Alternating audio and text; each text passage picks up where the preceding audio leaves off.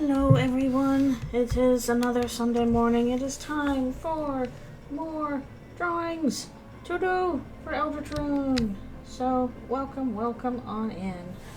Today, let's see here. I'm going to be working more on, I think, where we left off last time with the scene in the holiday household. Spooky, scary stuff. Anyways, I hope that you are all doing well on this Sunday and that your weekend's been good so far. Mine has been okay, but mostly doing chores, which is not very exciting, but needs to get done. And I already did it on the wrong layer. That's normal. On the correct layer, please. So there'll be some spoilery stuff in this, I think. But that's okay. Hello, thank you for coming and thank you for being here for another stream.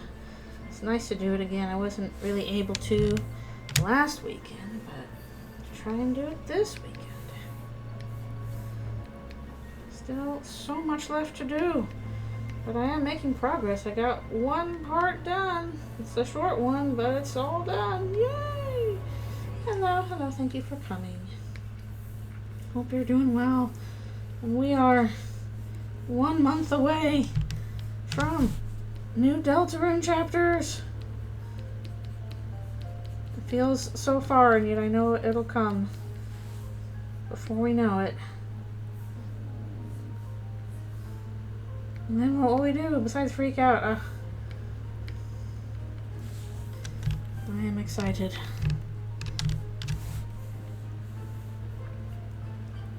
Hello.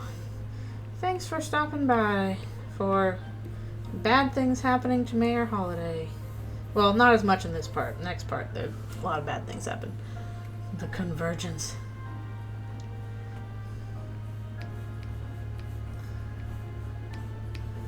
And bad things will be happening in the future.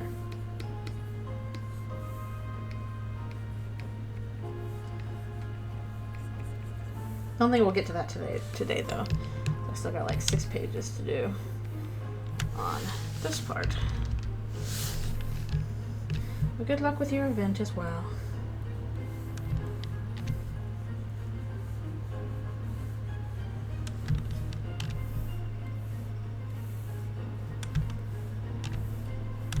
At least I remember to put on her antlers in this one. Oh wait, I have to check and see where her antlers are broken. If she broke them in the last one. Exactly. Here I am in my natural habitat. Okay, literally, where is it broken? Right above this part. Okay. This is gonna confuse me so much. But it has to work. Of digital drawing. I do need to do more traditional drawing some more. I've got these nice, like, watercolor pencils I need to use sometime. There's never enough time in the day with all there is to do. Exactly. Well, it's just the curse of regular adult life and having too many projects. Like, oh, it's just one more project, bro. I have time for it. I'll be fine, bro. Don't worry, bro. It's just one more project.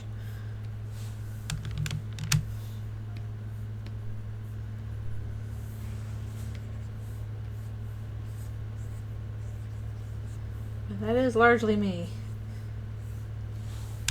And I think that's kind of always been the case. Just the problem is, as an adult, you have less time for one more project, bro. Which sucks. That is how things go. At least I'm very slowly but steadily making progress with this ending. Just like, oof, just constant reminders of this is a very large.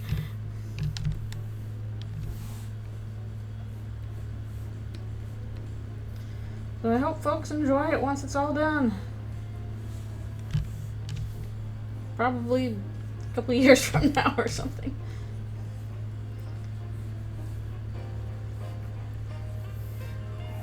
maybe not a couple years, maybe like a year and a half or something. I don't know.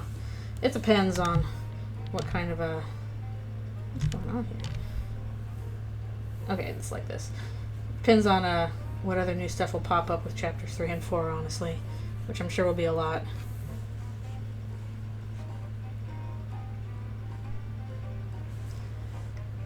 Well, thank you. I hope so.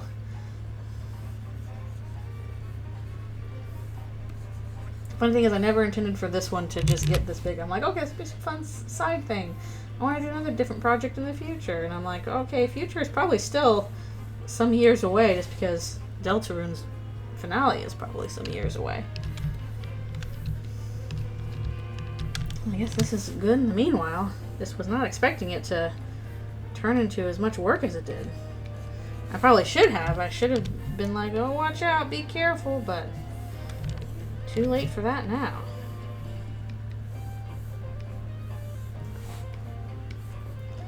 But I'm having fun, and that's what matters.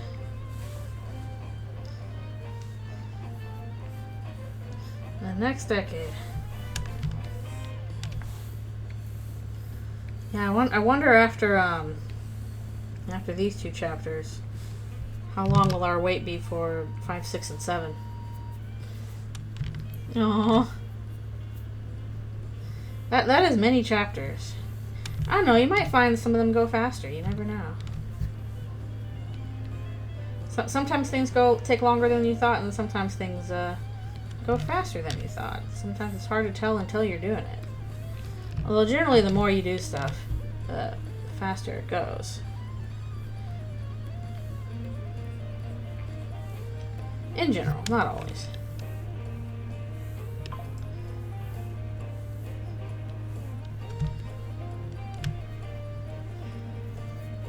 Yeah, it's actually kind of weird because he's barely referenced chapter 5 and beyond. Nothing at all about 6 and 7, just a little bit of 5. I actually don't know if it'll be 5 or 6 years because, again, they had some stuff going on that made it a little harder to get through the chapters. Like his wrist injury, which I totally understand because I have that. I'm still dealing with that.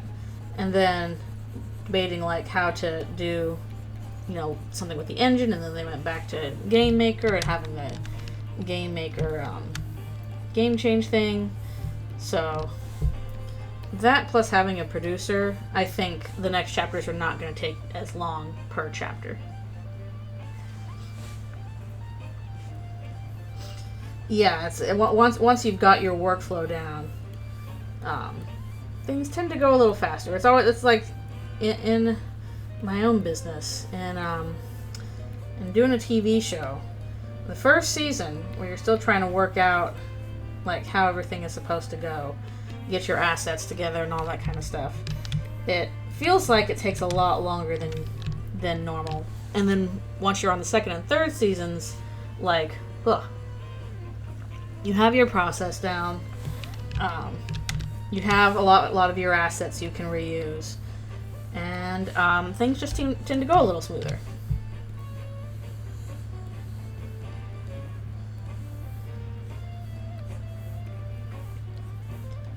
So I imagine that'll be the case here. Although I do hope he confirms how many chapters there are, because it is a little spooky being like, okay, we see 7 in the thing. Is there not going to be 7? Is there going to be more? Like, what? Please tell us so we can anticipate that, if possible.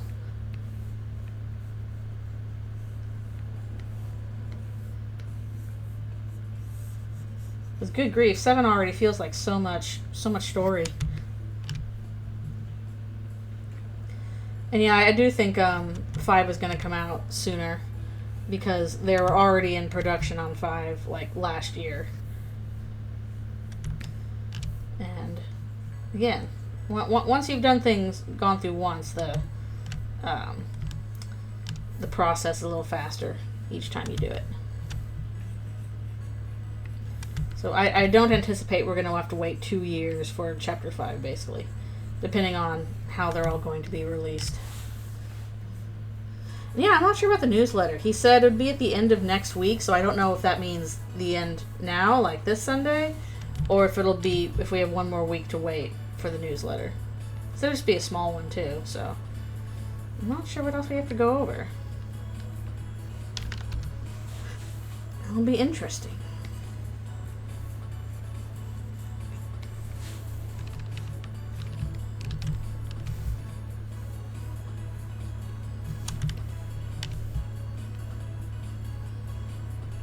But I would like newsletter soon, please. Please tell me the things that are happening.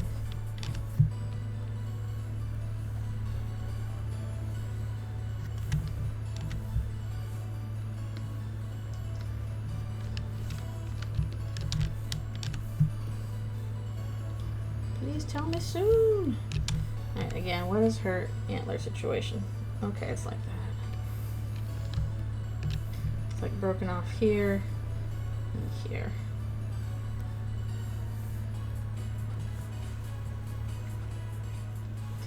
Oh yeah, there's a lot of dialogue here.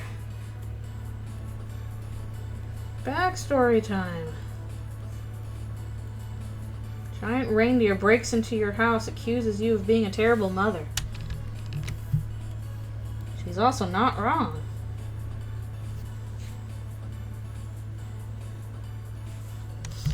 Any love lore?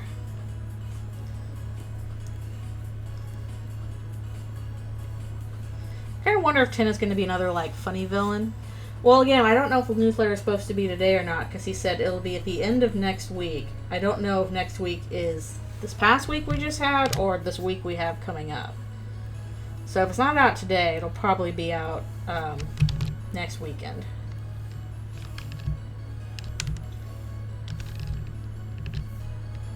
It's a little hard to tell right now, because at first I thought, oh, it'll be this week too, but it might be next week.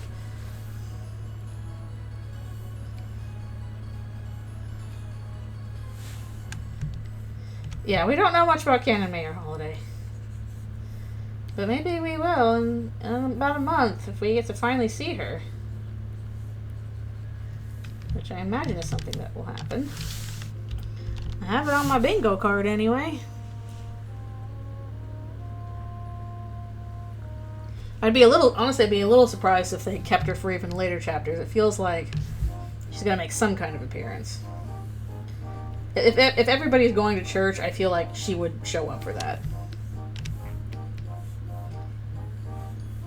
Just kind of a cultural expectation. But I could be wrong.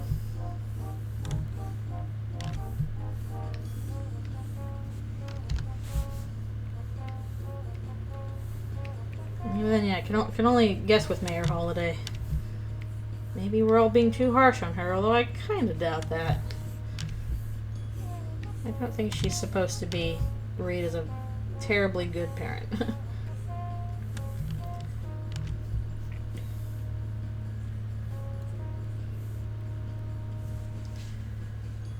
Yeah.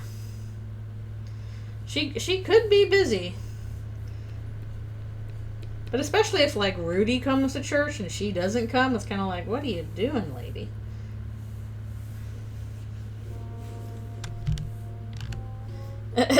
Blocking her from us. Right, yeah, we can see her, and then the library bird is, like, just blocking the way. I love coming to church. This is my favorite seat. I'm never going to move from it. Like, damn you.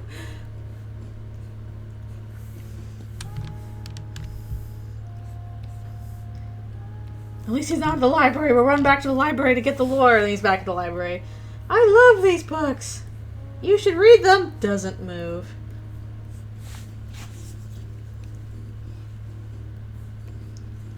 I'm like, dang it.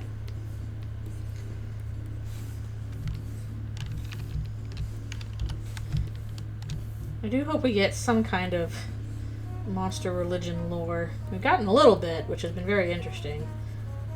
But I'd like a little more.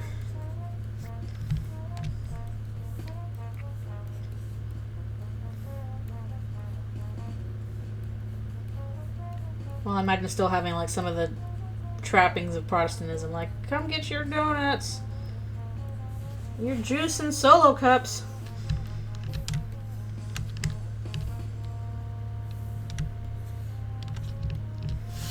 Like, what's the point of a library if I can't get in and read the important lore? Unfair.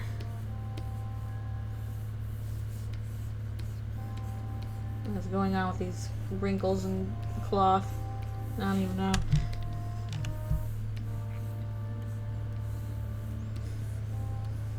Kind of all over the place. I think it's a Protestant. There are some trappings of Catholicism, like the whole, mention of confession unto Father, but everything else I get, I'm like, oh, that seems like Protestantism to me. When he described going to church, I'm like, oh, that's how I went to church when I was a kid, which is a Protestant church. No, it's not. My churches were not, fancy New England church. It was Protestantism, so the aesthetics are zilch. But just in terms of practicing it, seems like Protestantism to me is most likely.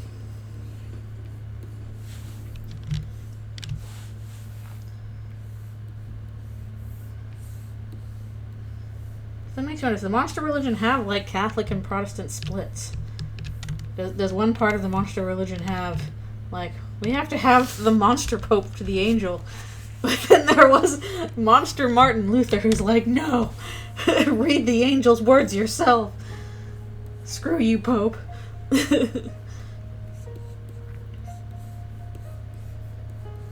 I doubt that. It would just be kind of funny.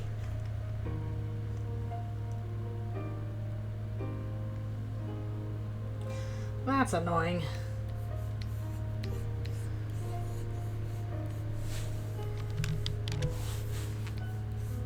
There will be reindeer chomping time, but we might not get to it this part. We have some backstory first.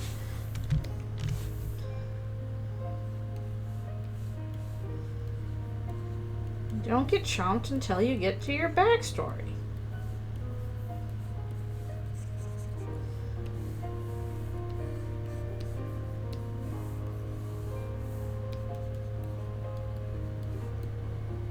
The folks who are like, oh, I hate Mayor Holiday here. She deserves bad things. I'm like, you're gonna get your wish.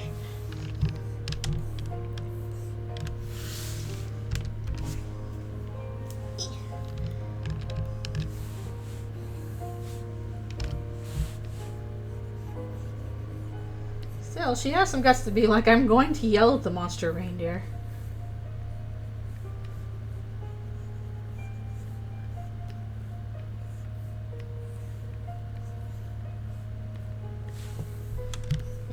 Her pupil should be larger.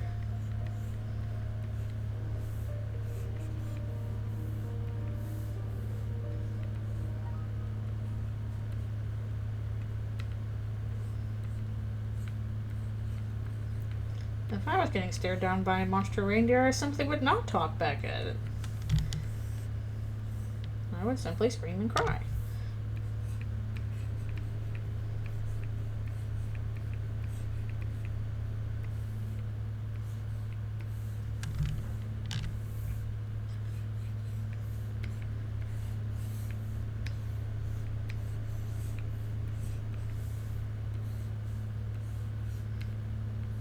Still a little annoyed at myself for being like, she has to break her antlers, so I'm gonna have to keep that consistent across all these parts. Boop the snoot. You may boop it. Once.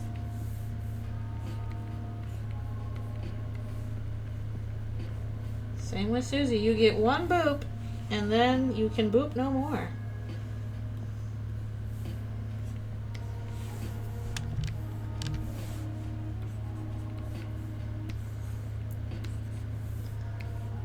To be fair, her snoot is very boopable.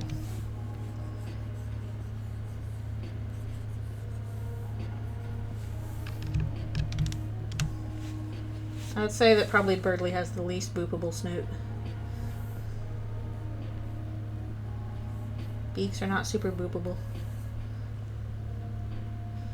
Caddies could be boopable, true.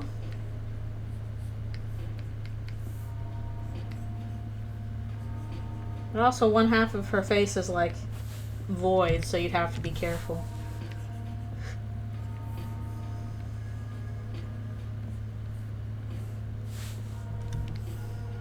Don't fall into that.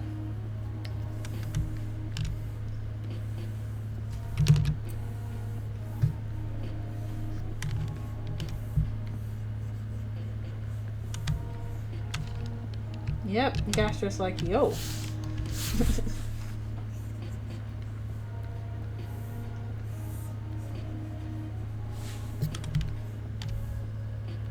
Just hanging out there.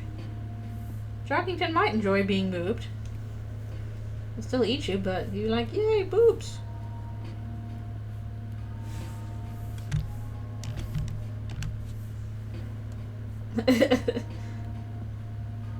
Listen to Bug Pump. He wants someone to play soccer with him. Play soccer.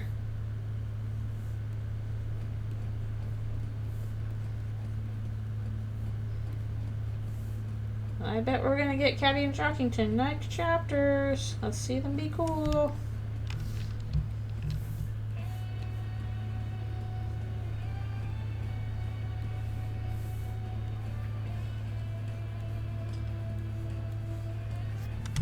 Full play ball.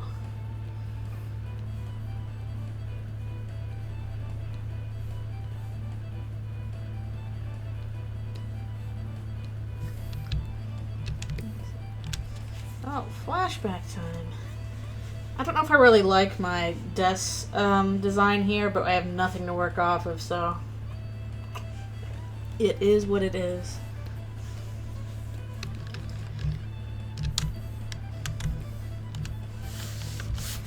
When will we get to see Des too? Show us a design for... Well, that's probably not going to happen for a long time either, because the game seems determined to be like, who's it? We're not going to show you that. Which last design? There have been multiple.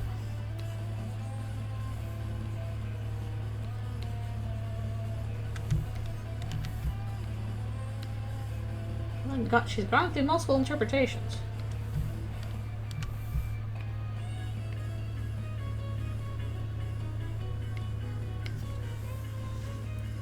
No comment about how she went missing? Oh, thank you.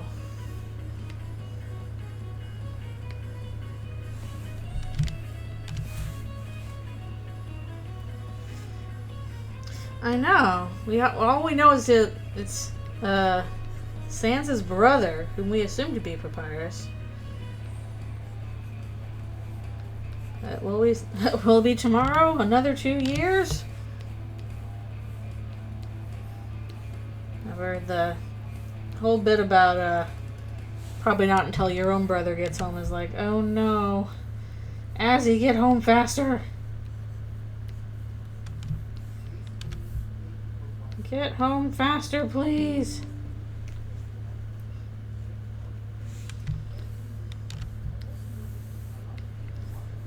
The bone trussel is getting more distant. He is stuck in traffic. No.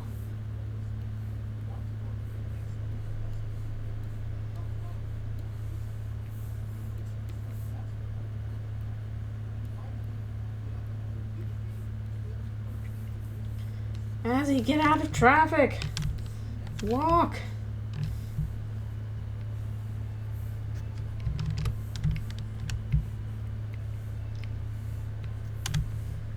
I don't know. Can he drive? He's probably taking the bus or something. At least that was always my assumption.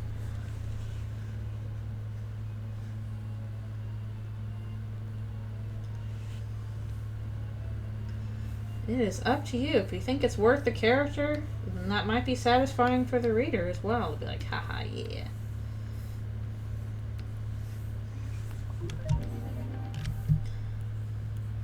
Well, it depends on how far he is. How far away is university from hometown?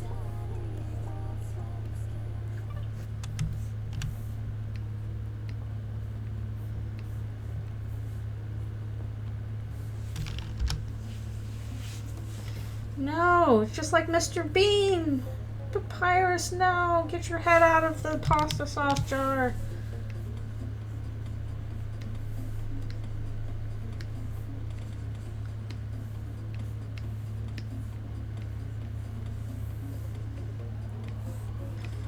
He's just too embarrassed to tell Sans. Like, no, Sans, I can't see anyone right now.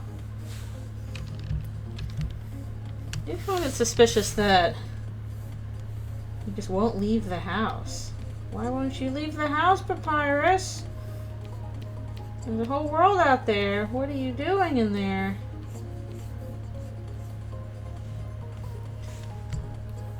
No, I don't want him to be a Reddit incel. No.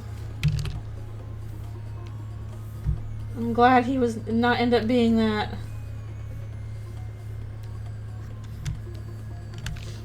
Don't do it.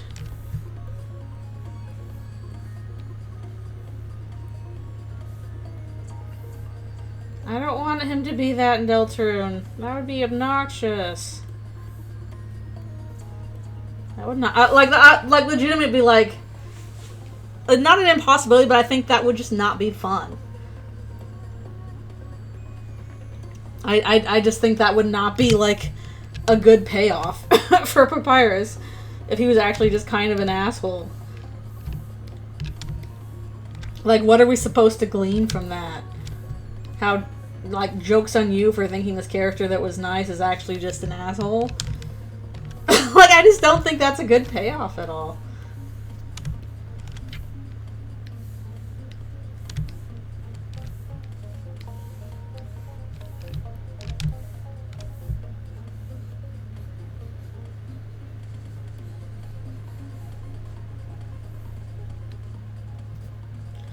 We already have rules card for that. True.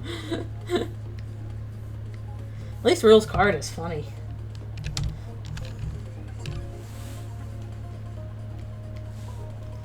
I can do a little more on the next page. Oh no, the knife!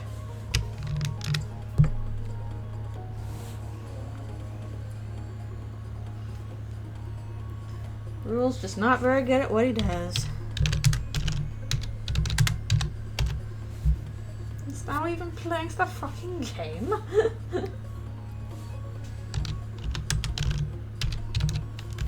I do hope he gets even more obnoxious accents just added.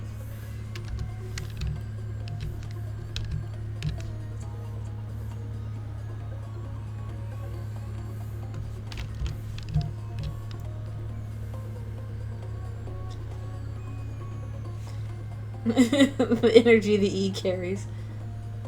He becomes Australian in chapter 4. Why this, though?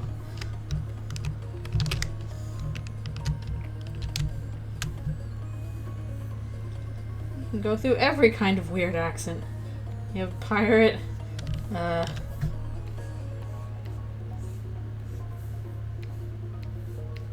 don't know, Cockney.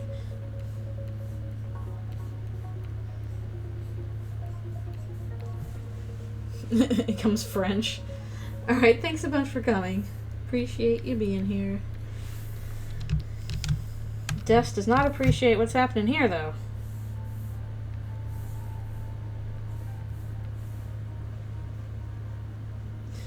Yeah, he's just...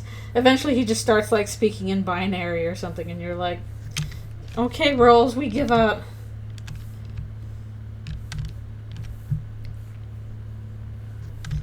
I don't know if I really like her design, but whatever. It is unfortunately only for this part, so it's gonna have to do.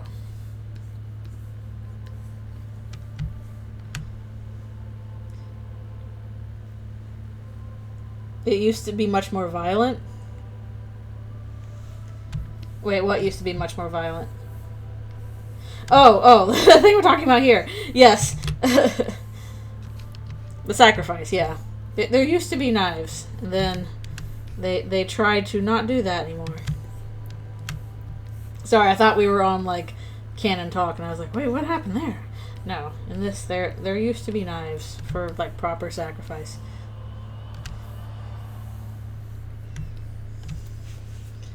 And, they changed that. So, luckily, Chris did not get stabbed.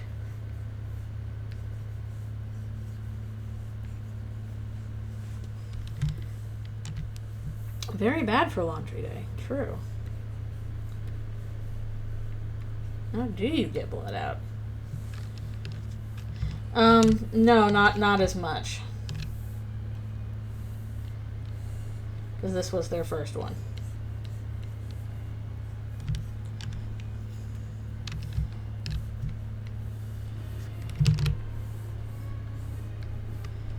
After this, I'll probably need to take a little stretch break before we move on.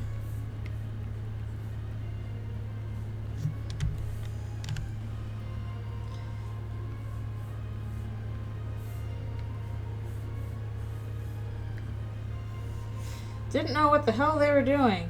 Yeah, that's a shocking number of Colts, honestly.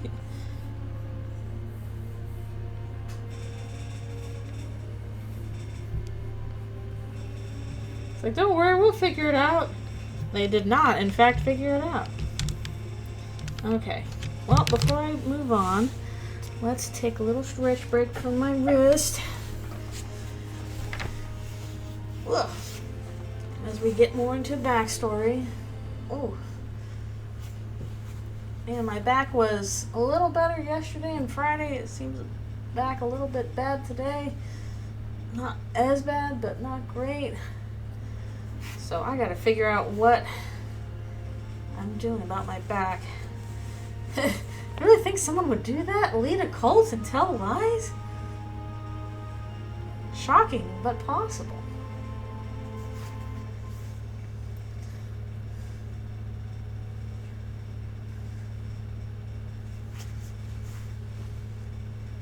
All they do all day is sacrifice, hot chip, and lie. I don't know about that. I don't think I'm much of a VA. Ugh. Whenever I hear my voice back at me, I'm like, and I explode.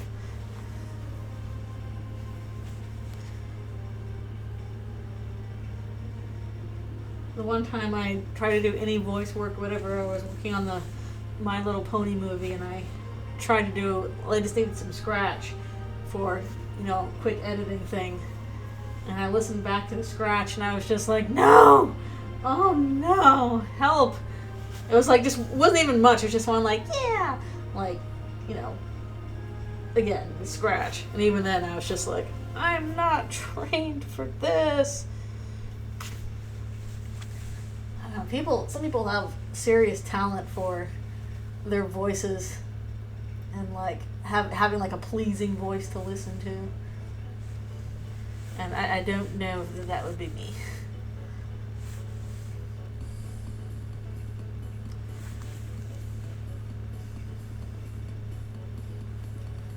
Like, definitely some favorite YouTubers. It's like, yes, just talk to me about things. This is so nice.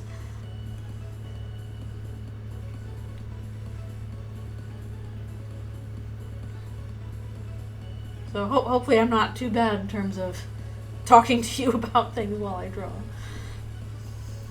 Oh, nice. Oh, sheesh, 70 people. That's a lot. What role were you gunning for in terms of Undertale Yellow? Aw. We still do interesting voices with that, though. Oh, good. I'm glad you haven't exploded yet. Give it time, though. Mr. Screen. Who's Mr. Screen?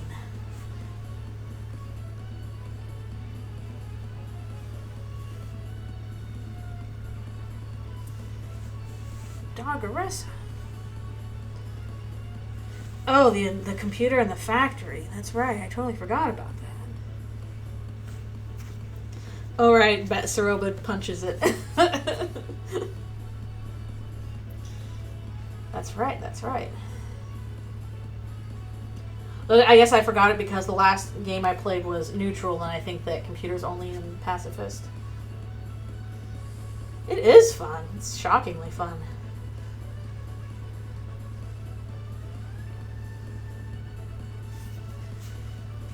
It's fun to voice and draw annoying characters.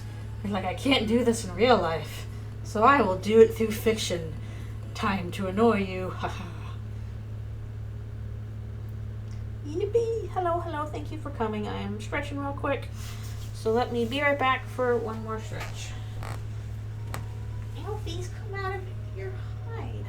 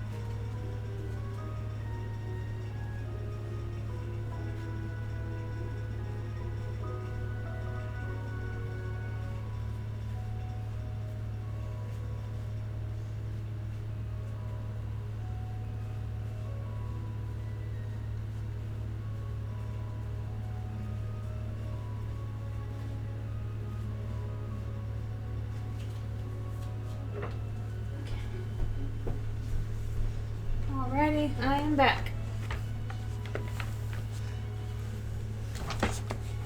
Yeah, I don't know if she'd have a southern accent. Even though she would definitely dressed in that style.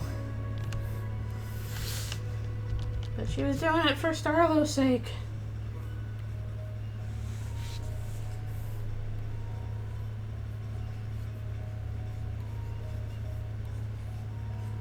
I feel like, I don't know, killing Starlo in like a neutral run or whatever is just like the worst death, because then his family like, oh, where's Starlo? It's weird, he's not back yet.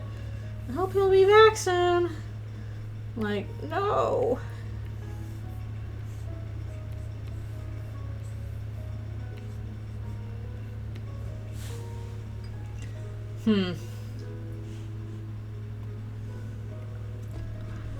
Japanese speaker who adapted. Yeah, that seems to make the most sense.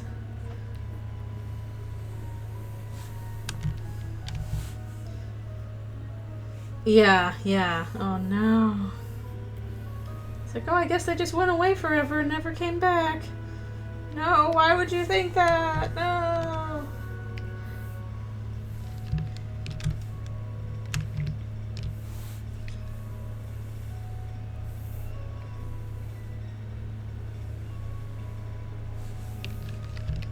I guess they kind of play with that with Dalv, too.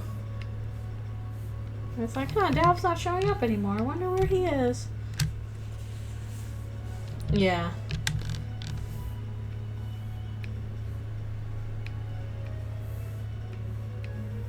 I do feel like, especially if you do, like, certain kills in Undertale neutral route, like, people do comment on them quite a bit. Especially, like, if you kill, like, any of the dogs. And then, go talk to the people in the bar, they'll all comment on one of the dogs being missing. Yeah, that case it is special. I wish we got more hints of that, because basically the only one who does give us a hint of that is Snowy. With, oh, my mom vanished, and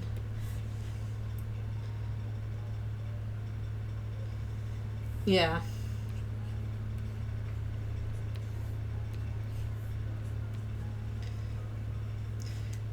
Yeah, if you backtrack and ask about the dogs, they'll notice the dogs are missing.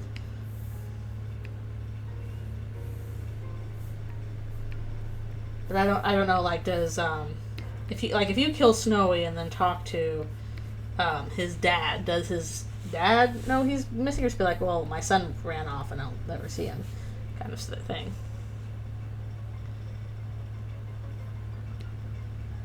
I don't know. Oh, his dad comments he's missing. Okay. So that is one of them.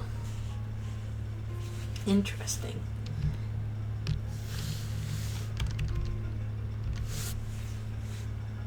That is kind of fucked up. I lost my wife and my son. I'm fine though. That's not funny. Yeah, like, I'm pretty, like, in the Amalgamates, yeah, Snowy's mom is mentioned. But I'm wondering in terms of, like, if you kill monsters in a no mercy ending, so, like, just a neutral run. How many of them get commentary on, oh, where's this person?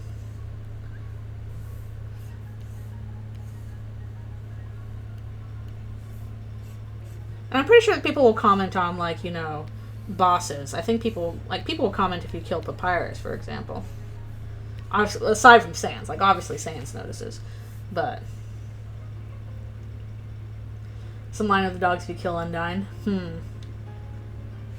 Oh, thank you. It's fun drawing hair in front of face.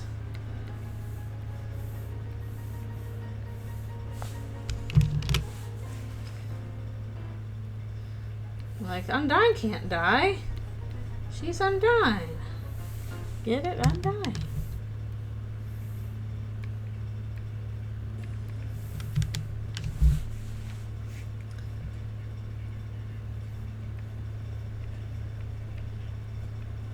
And of course, I think Sans is the only one that comments on Toriel because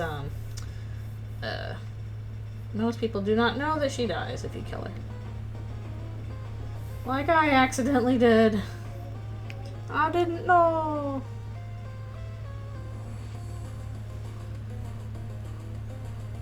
Ooh, brownie.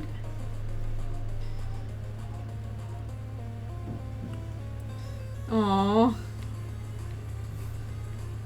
Doggo.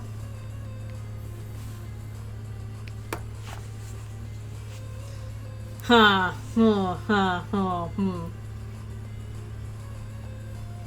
Oh no, is the implication that you got Undyne's dust on you?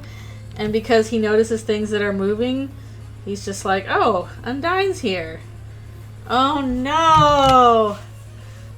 Unsubscribe from that fun fact. Oh no! Oh no!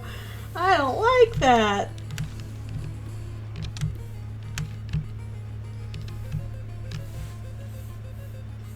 I don't know, doesn't, if you kill... Oh, I guess maybe not. Because I know that if you kill Toriel in a neutral run, where does he have the line of, like, I guess she's not feeling anything at all sort of thing?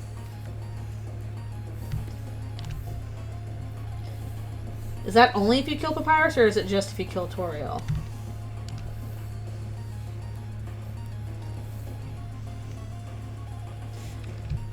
Huh, okay, maybe she's not feeling well. Huh, interesting.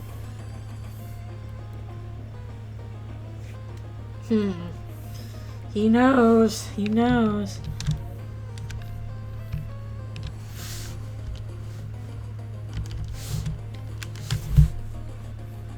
Man, all those different phone calls. Keeping track of those would have been crazy. Oh, what's her antler doing in here? Sheesh. You might know, but he won't blatantly guilt trip you. Interesting.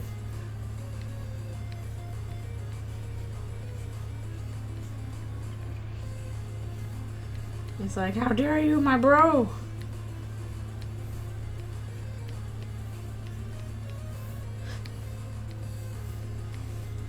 I do like how in some endings, some neutral endings, basically, like, Sans and Papyrus go and live with Toriel instead.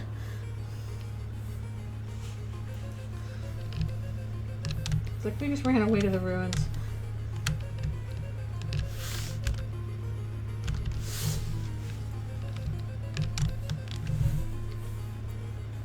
Well, I really don't like the neutral endings where it's implied that Alfie's commit suicide. It's so sad. Yeah, I do like the Living with Toriel one. Those are a little sweet. And the Aborted No Mercy one where Alphys takes over as leader of the Underground is honestly, I think, just a really fascinating one.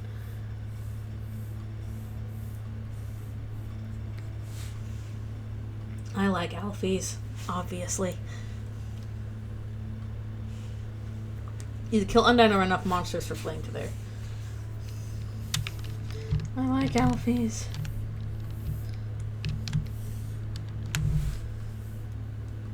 Nice.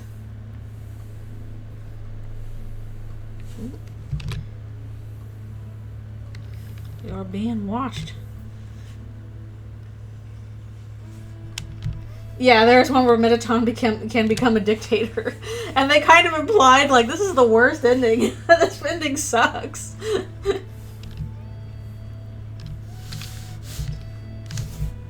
The best of the neutral ones is, like, if the dog takes over and they're like, okay, I guess we'll live with this, huh?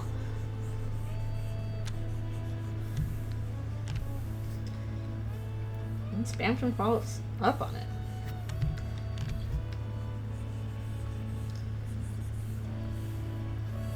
Yeah, Dictator Mettaton is something else. Though wasn't that one of the endings where Alfie's commit suicide?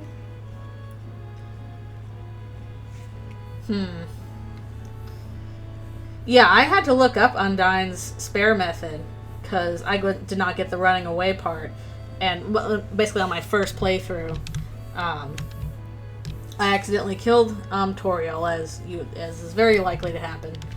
And I didn't reset after that because I'm like, oh darn, I'll just keep going. But when I got to Undyne, I was like, well, I don't want to kill her. I already did that once. I don't want to do it again. So I looked up, oh, you have to run away, after I suffered through that a lot.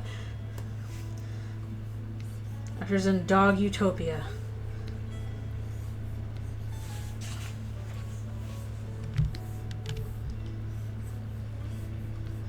So sad.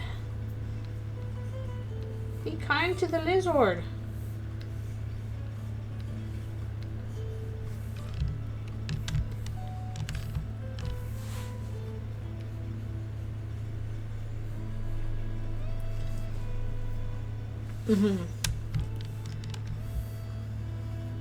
Yeah, that is true. You gotta kind of work to kill him, yeah. And if you do, they'll be like, hey, not that guy. Why'd you have to go after that guy? But yeah, like, Toriel and Undyne you can, very much by accident, and then Asgore is practically required.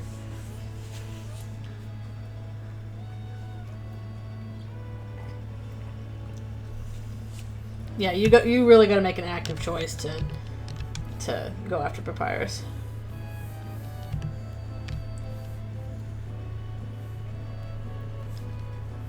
He is the least dangerous. Actually, do I have a... Oh, I'm going to have to draw through that. Okay. He's a silly skeleton guy. Where is he in Eldritchrune? Show us the Bone Man. Show him to us.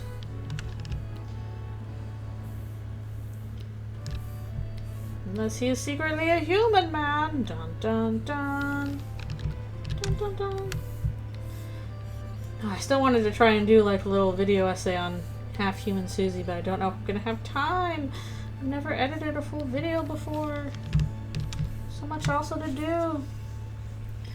I showed you my Bone Man. Please respond. I don't think he's going to be Purnzel. Like 2% of the fandom would find that funny, and everybody else would be like, "Huh?" Yeah, growing pain stuff. I'm like, oh, it'd be fun to do a video essay on that theory, but hard. I haven't done anything like that before. Especially since now I'm right in the middle of roughs for work, which is the most time-consuming part of them. I don't know, unless I manage to do it like after 3 and 4 come out, but I kind of wanted to before 3 and 4 come out, and they're never going to get proven wrong. Inevitably. Line art, indeed. Monster deer meets sacrificed girl.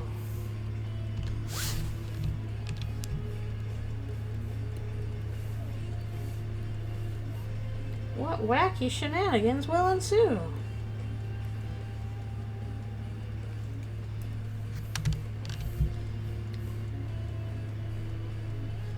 Yeah, there is new stuff up. The scene with Undyne and Alphys didn't get that much traction, which is too bad.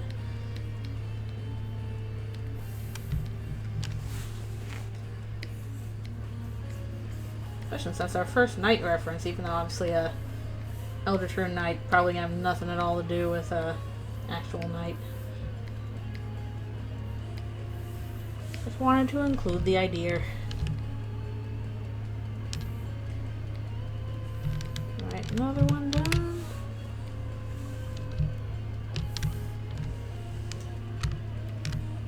Move on to more. Have to go back in with some special effects later. All kinds of special effects.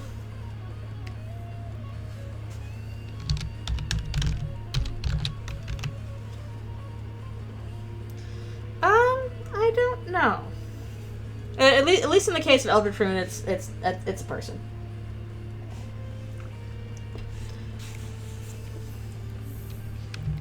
It does not a concept. Nice. Lynx is fun to draw. Such an angy boy.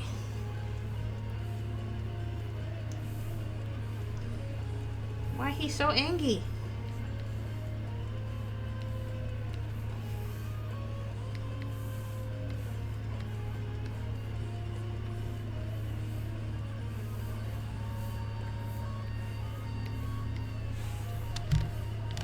Why is the Lynx angy?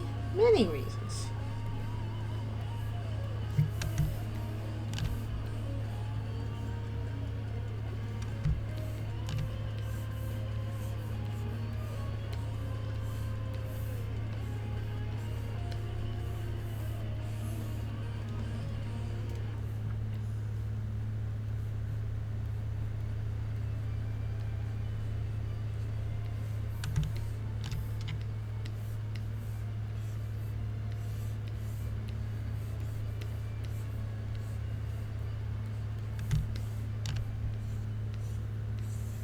Yeah, I do hope we eventually see the papyrus in Eldritchrune. Please don't make us wait too long for him, even though I'm pretty sure we will have to, in fact, wait long for him.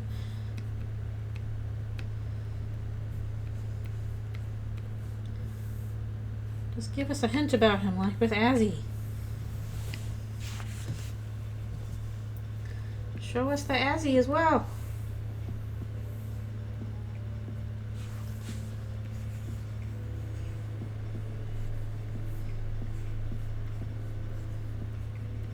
Show us our boy.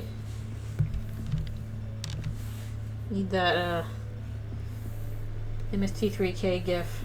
Mirror of magic, bring me a vision of my boy.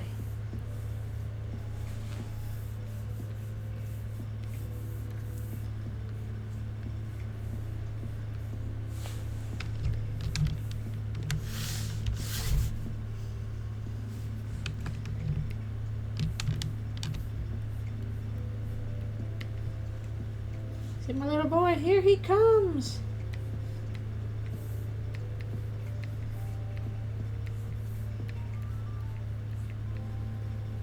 Figure Azzy's at least got to get home in time for the festival when everything really goes to shit, which is inevitably going to happen around festival time, because that's the perfect time for everything to go wrong. The mayor is working hard to make sure everything goes great for the festival. Well, guess what? Things are going to go bad. So that's how it always goes. Top.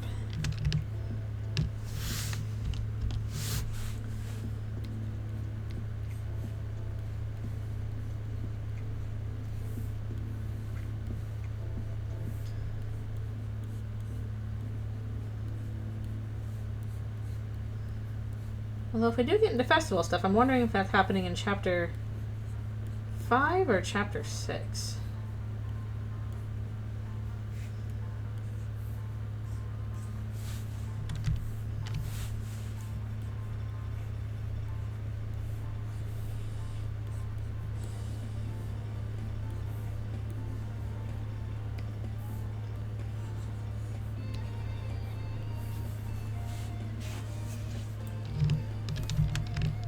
I'm also kind of wondering if this festival thing is a yearly thing.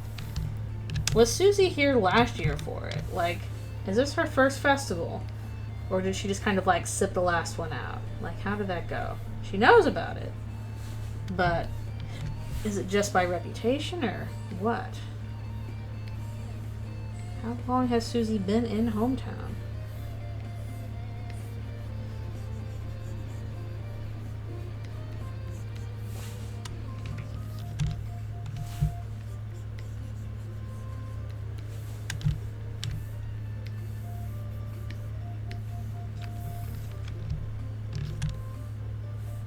Well, his hair's so shaggy.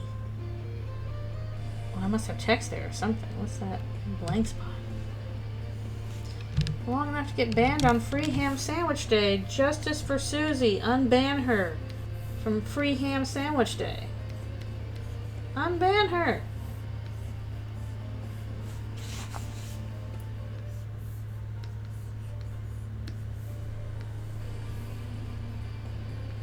Hashtag unban Susie. True.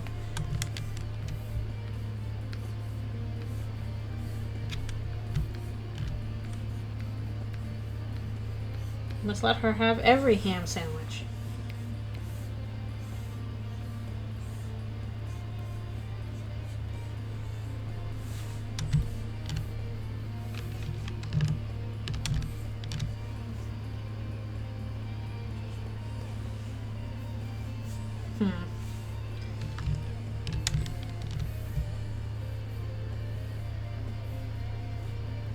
So frustrating when the art tool you want suddenly is like, and then it doesn't exist anymore. And you're like, no, I needed that.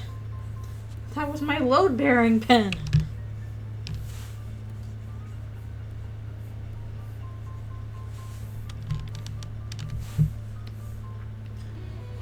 I'm pretty sure it's just a text box here that I have turned off so you don't see the text and get spoiled.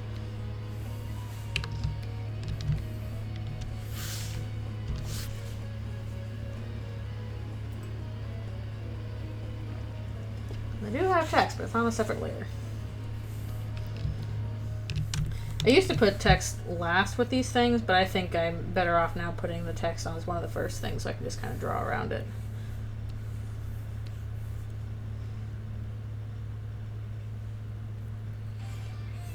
Yeah. Also,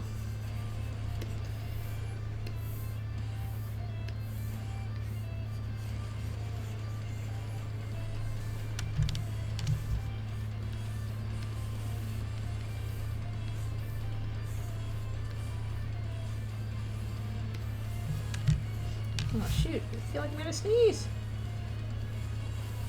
Oh no. Really? Ugh. I don't feel good with my back still. Ugh.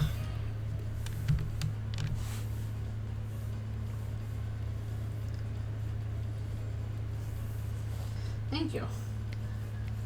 Just waiting for somebody to make fun of my sneeze. My baby sneeze.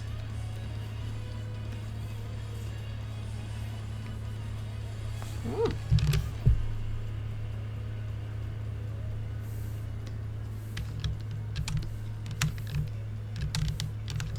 No.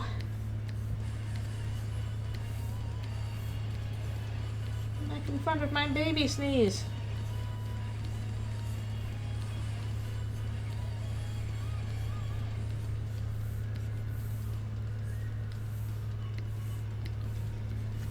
At least this part will not be, maybe not be too difficult to do in terms of, actually it kind of depends, of background shading, because so many of these backgrounds are just like rubble and debris and chaos, and it's like, ooh, these are time consuming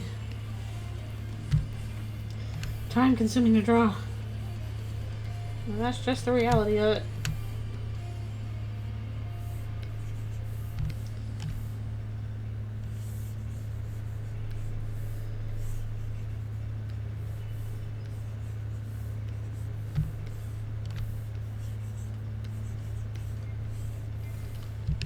Alright, thanks a bunch for coming. Appreciate you being here. Okay, I got a little time before I need to take a stretch break.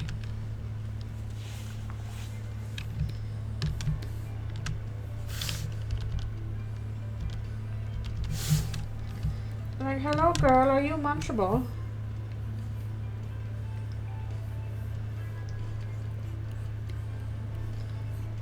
Are you the edible kind of human?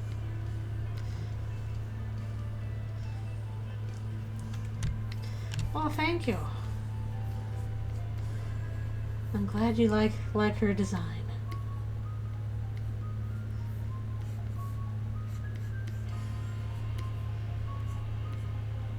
I do like the idea of, you know, sweet but secretly can kick your ass.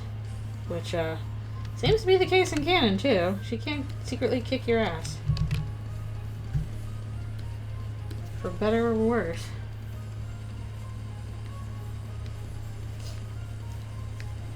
I think she should be allowed to kick ass on her own terms.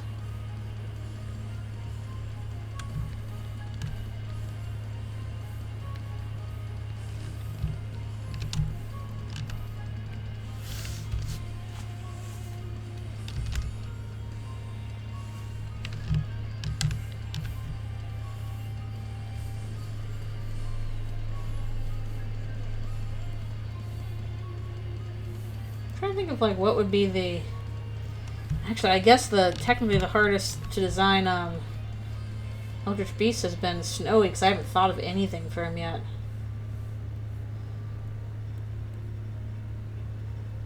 If they did appear in the comic, I think it'd probably be like a why they don't get recruited.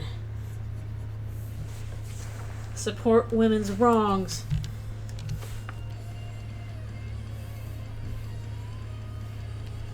Yeah, but that's the key point. As much as she wants, is she snowgraving because she wants to, or because she feels compelled to? It's not a true woman's wrong, and it's not her desire, and it's somebody else's wrong. You've got to support women's wrongs so that she can snowgrave if she desires.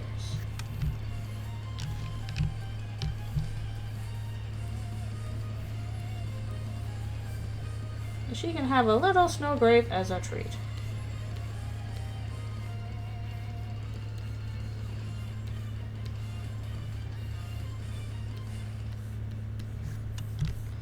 It's okay, Noelle, you can snowgrave the player as a treat.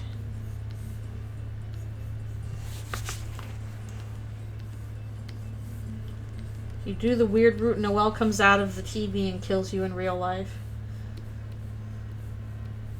That's the truth.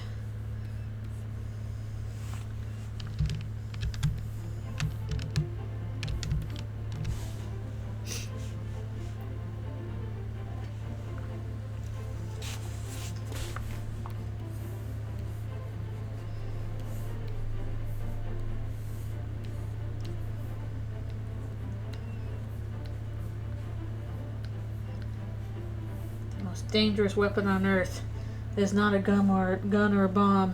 It is cute reindeer girl. Don't let her come out of the TV and freeze you with her ice powers. Watch out.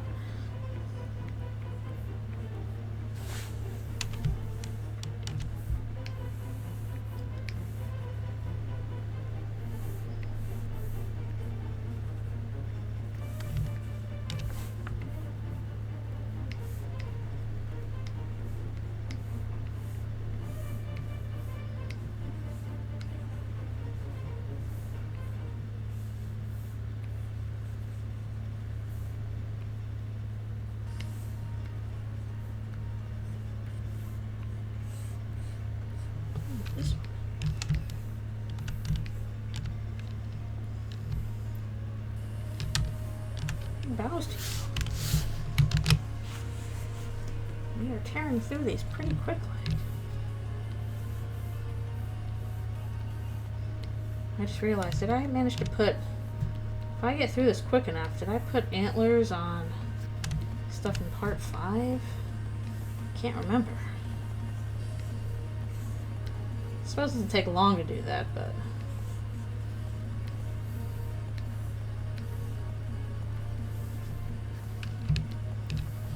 I guess we'll see.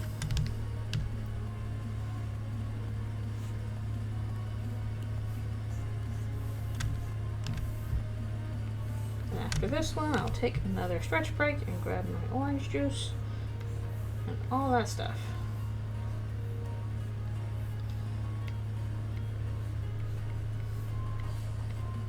I'm sorry, Reindeer Monster, I can't talk to you. I'm doing the radioactive, or the Imagine Dragons song right now.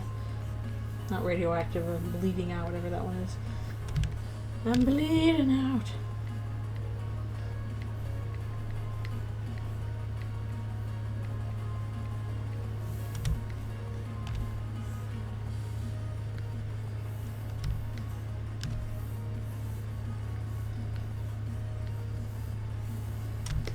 Well, this is what happens when you get stabbed.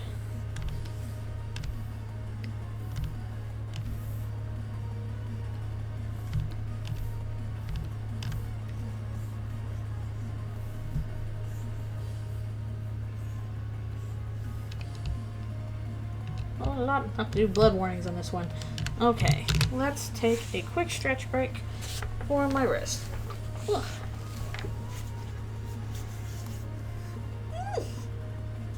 Ugh, I gotta stop trying to stretch my back. Apparently every time I do, I just mess it up more. Stupid muscles on my stupid back. Why are you like this? Why do you not be kind to me? Ugh.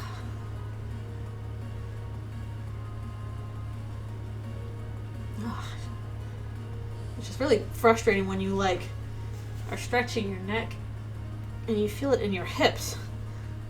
It's like, please, how are these things working in tandem together? Please.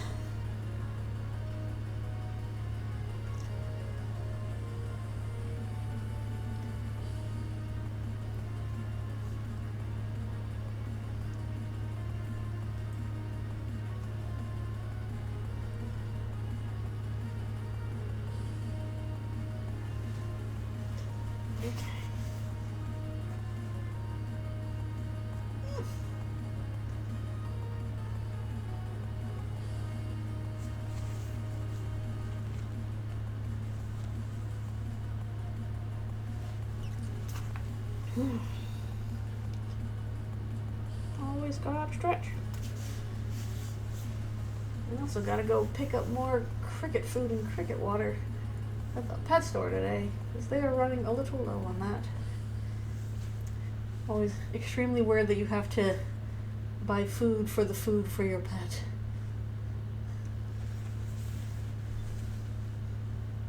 Work your way up the whole dang food chain.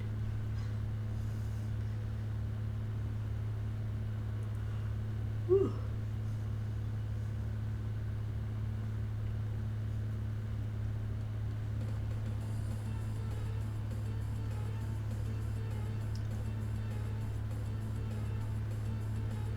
Pandora Palace. I wonder what the next final boss castle will be for chapter 3. What kind of music we'll have for that. It was like Card Castle is kind of like gloomy and dun dun dun, and then Pandora Palace is a bit wackier, more frantic. Good luck in the shower.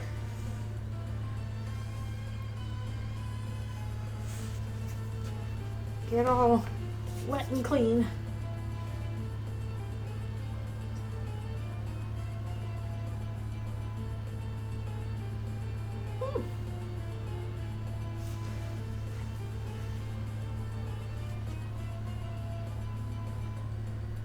Stretch.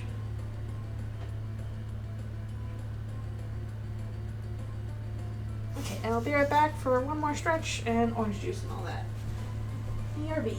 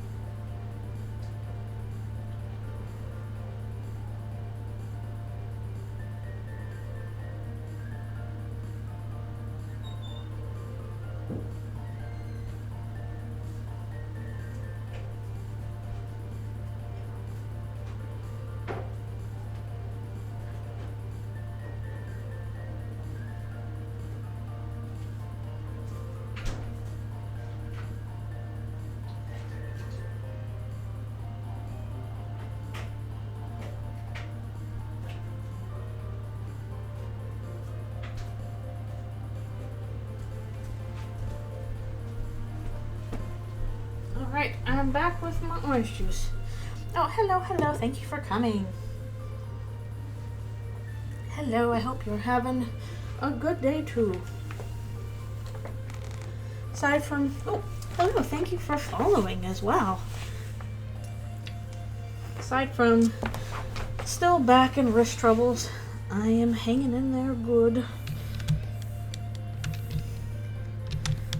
Doing much better than Des is right now anyway.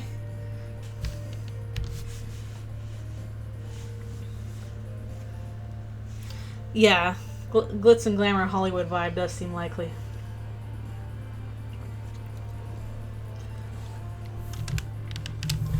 Fancy TV studio.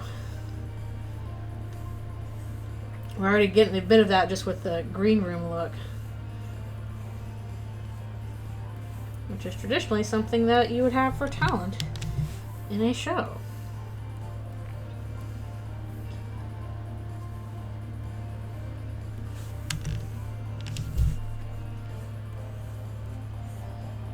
We'll come back to some of this stuff later.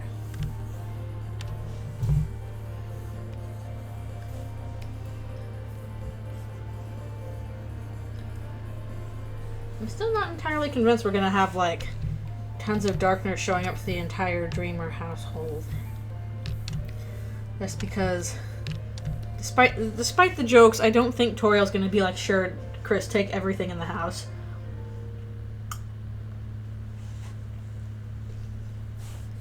It's fine.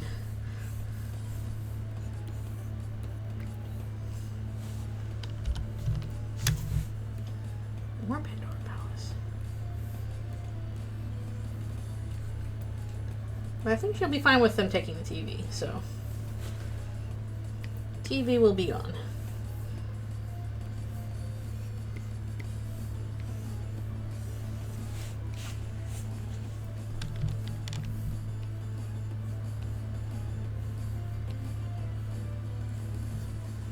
So I just realized it is May the 4th today. It's the Star Wars Day. I still have not seen a lot of the Star Wars. But man, when I was a kid, my little brother... When did like they start doing the May the 4th thing? It's like, it's Star Wars Day. It feels like it was... No, the War of the Stars. I feel like it wasn't that long ago. Like, it was kind of a recent thing. And they're like, oh, a fandom holiday? Sure, we can do something with that. When the stars duke it out. Battle of the Network Stars.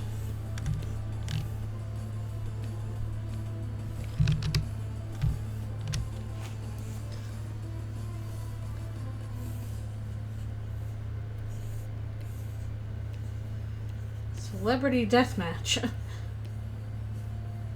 which I never really got into, even though it was contemporary to me. Here's $10. Go see yourself a Star Wars.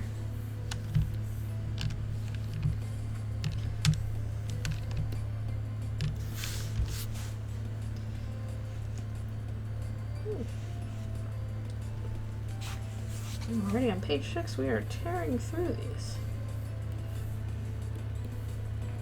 I only have 9 pages prepped.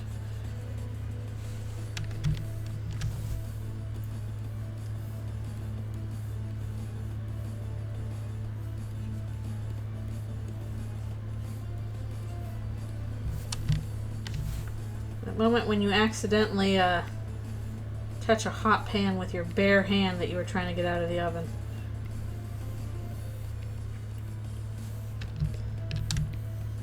Oh, hate when that happens. No, Twitch. Twitch is like, you'll never know. It's a secret I'll take to my grave.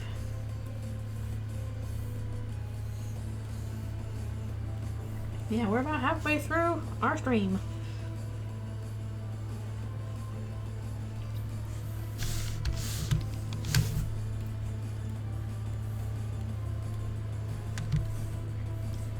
We deal more with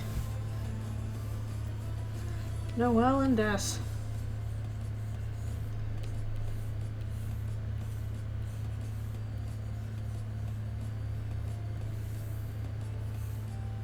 I guess beware, we do have major spoilers coming up. Oh, Porg. I like Porgs. I haven't even seen The Last Jedi. I'm like, Porgs are cute. Let's give me a space puffin. We're in the flashback right now, but no, the mayor is not going to be having a great day soon.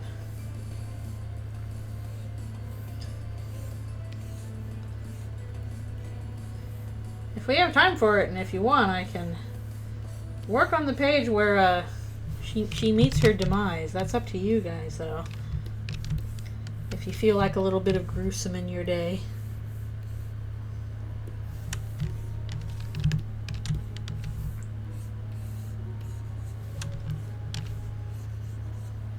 Up to you. It's in the next part. We're still in part 4, and that's in part 5, but I do have the roughs for it done, so if y'all want some gruesome, I can provide, but if not, we can avoid it. That makes sense. Sometimes you just want a reason to have a space puffin. I know I should watch them at some point, but I don't know when I'm gonna get to it.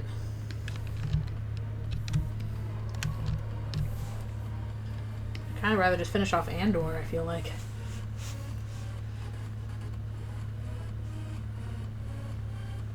Or watch some of the animated shows.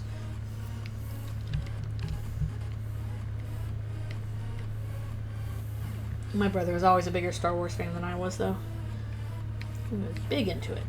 Had all the micro machines. Oh, cute.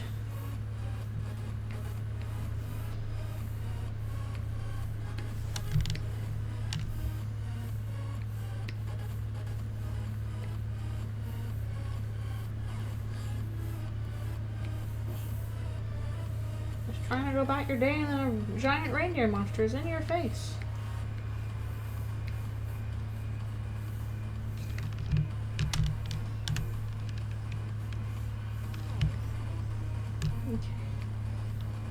Later. We're on to part 7.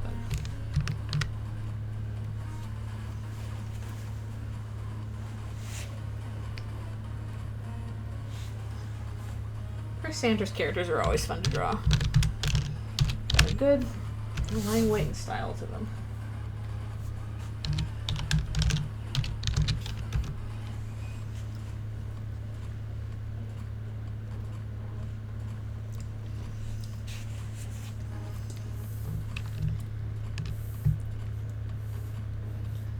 Well, it's definitely interesting to draw because in the course of drawing her over these panels, I'm like, you know what? I don't think she really has a deer mouth. She has like a wolf mouth on a deer head.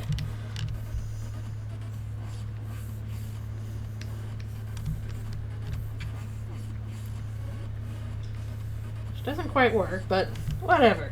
Big scary monster doesn't have to make anatomical sense.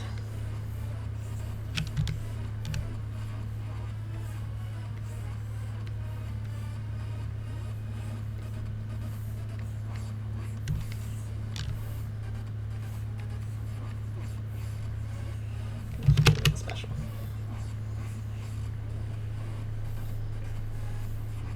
Special ones.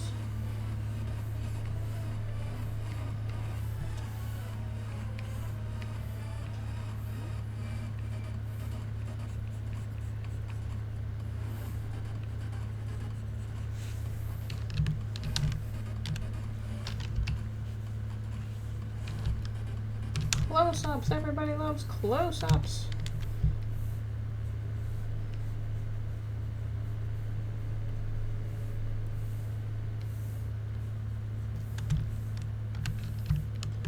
Much easier to get through close-ups.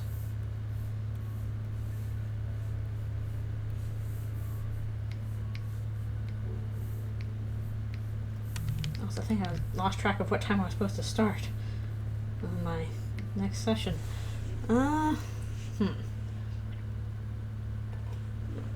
Can't have gone that far.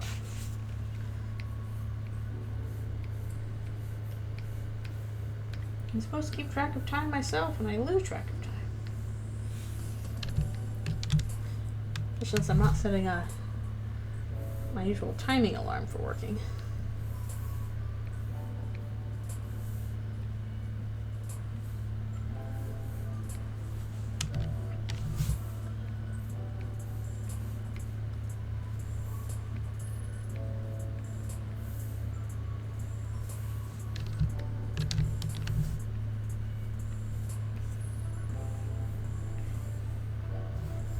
People are supposed to be very large. I keep forgetting that.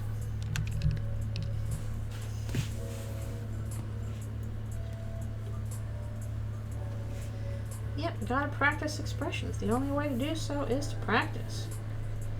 You can just like do a sketch page of just expressions and not worry about the whole body. Or just hands, or just feet, or just heads. Nothing wrong with being like, I'm just going to practice this one area. I really need to do some anatomy studies when I have a bit more of a break, because I feel, again, like it's getting kind of mushy. Gotta brush up on that a bit.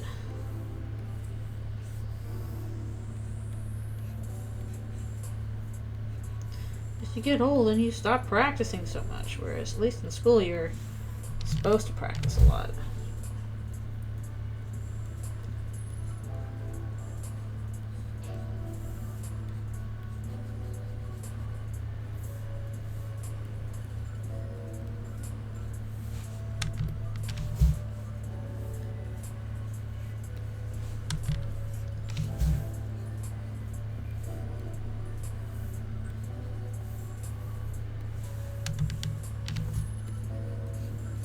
I love putting hair over Noelle's eye.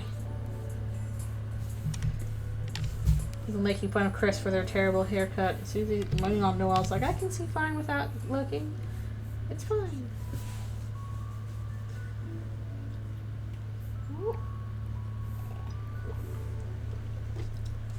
Up there.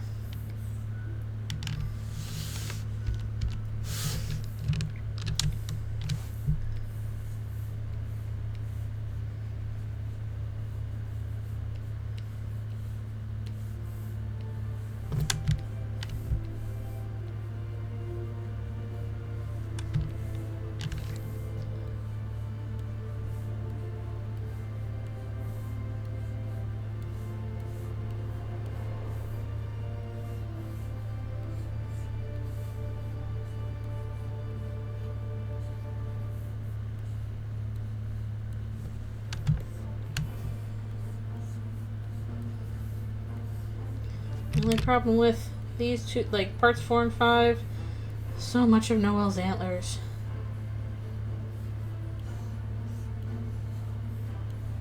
It's all Noelle, all the time. It's her time to shine. And I shine those antlers directly into my face like high beams.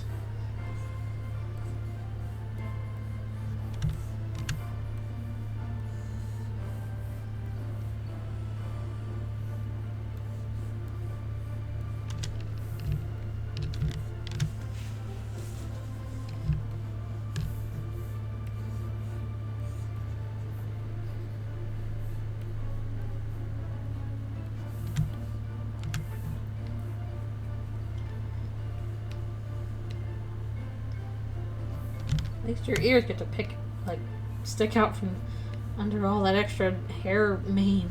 Mane, I guess is the correct word for it. The main event.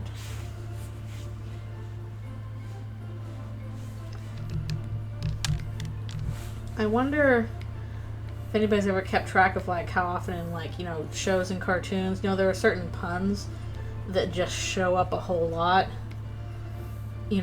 in a kid's cartoon for a title. Like if this episode is about a haircut or something happening with the character's hair, then this episode is called The Main Event. Has anybody kept track of how many pun names show up? Something like The Main Event. What's some other ones that are pun titles that you see a lot? Oh, It's About Time, for something with time travel.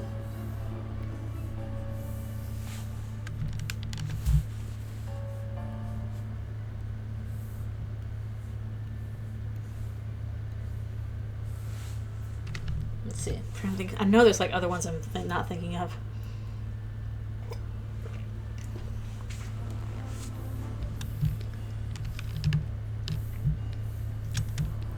Yeah, there's a lot. I'm just blanking on what they all are now, and I'm wondering if anybody's done a registry of how often those particular same pun names will show up in titles for kids TV.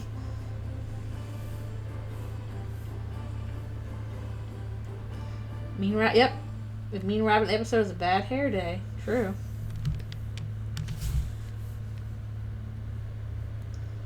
That's another one.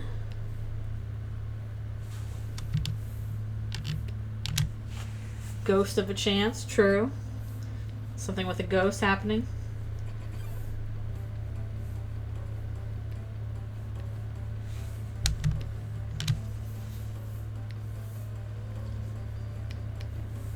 Tail's not supposed to be back there.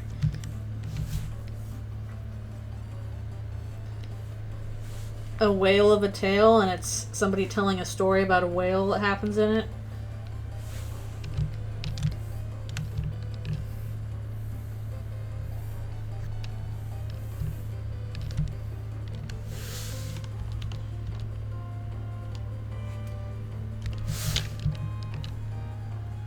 What are some other ones?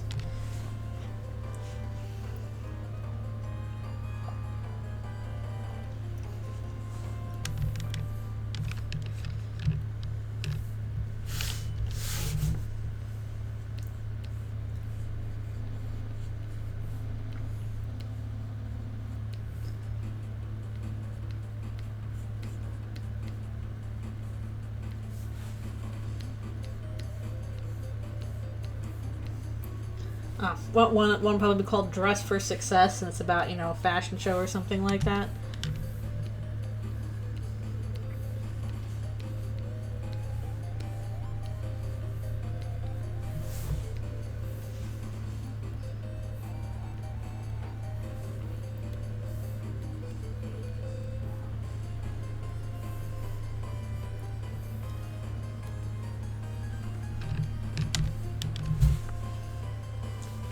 Something like a shocking truth or a shocking reveal for, supervillain with electricity shows up or something.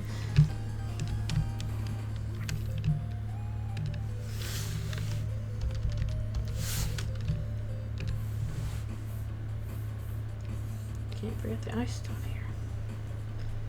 Are the beasts going to the buffet?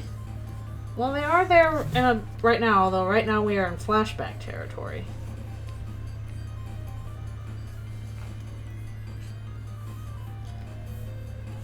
I've only just, like... Let's see, because, yeah, after this is another sequence with Noelle and the Dreamers. And then, after that is a scene where we do get some of the beasts having some nice munchins on humans. Lancer doesn't get to eat any of the peoples. He is too small. They do not fit.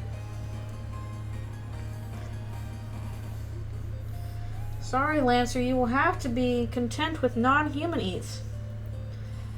Lancer's too small to even eat a baby. He's too small. Cut a piece off. Getting dark. You can have a baby leg, Lancer. That's all you can afford.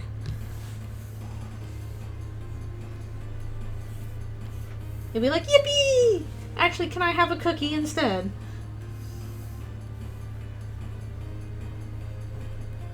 Susie's like, I want that baby. That's true. But why Lancer? He is not the one that's really... That's the hungies. The beasts are the ones that are the hungies. He can eat the chickens. Yeah, maybe he can manage a chicken.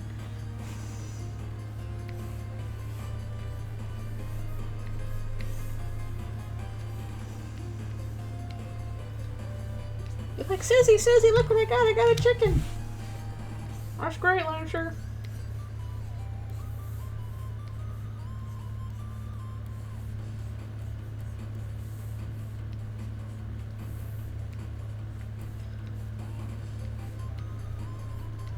I don't know, because if I say, what's smaller, a baby or a chicken? I'm inclined to think a chicken, but I might be wrong. Chickens might be larger than I think. Let me know in the comments if you know which is larger, baby or chicken.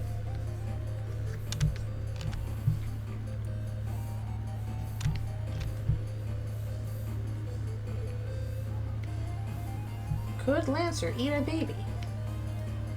Or is he stuck with chickens? Depends on the baby, depends on the chicken. Maybe they're around the same size. Oh yeah, baby chicken, no problem. You can get a baby chicken. Best of both worlds. We're talking about Lancer eating babies. I hope that's okay. Or in this case, baby chickens.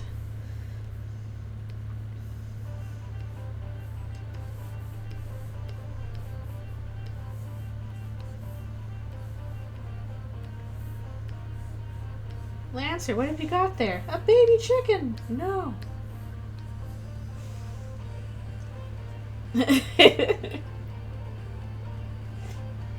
The economy is tough in the Eldritchrune. A boy can only afford one baby leg. No. Unban Lancer from Baby Sandwich Day.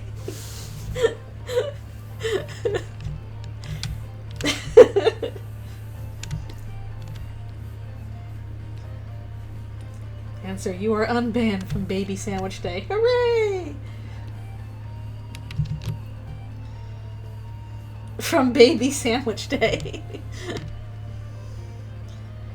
Would eating babies supercharge Birdley's voice? Probably.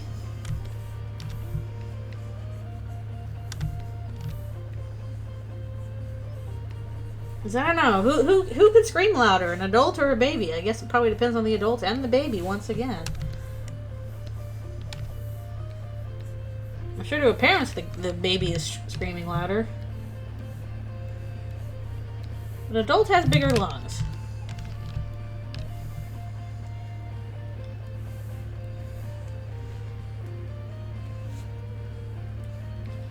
Lancer is mostly there for emotional support. Yeah, Susie, go! Eat those babies! No fart noises. Yes. So he doesn't have a CD of fart noises, he just has to make them himself. Susie, I shall sing you my favorite songs to motivate you to go forth and get all those humans for breakfast. And then he just starts making fart noises. Yep, with his mouth. Or the one armpit trick. He does both at the same time. So you get like little fart chorus. Yeah, I don't know how to do it with the armpit. I can't do that. But I can't do a lot of things.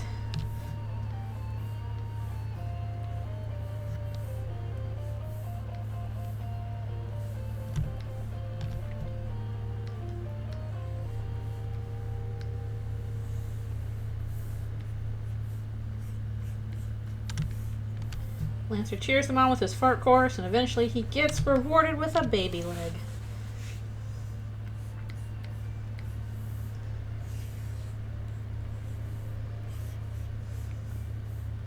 He's not going to have hummus for it. Susie saves him a baby leg. Extremely generous of Susie.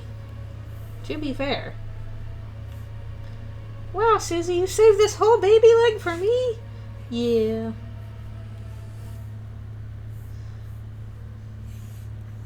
Gosh, thank you.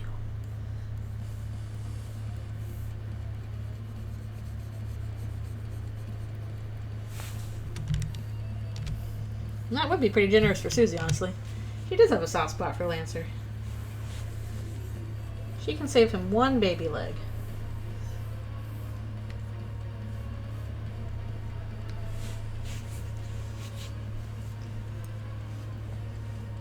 Yeah, Lancer's like the little remora to her great white shark, just keeping things clean.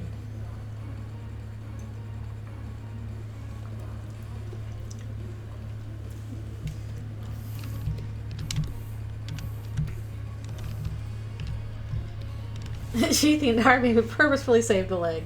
Just for Lancer.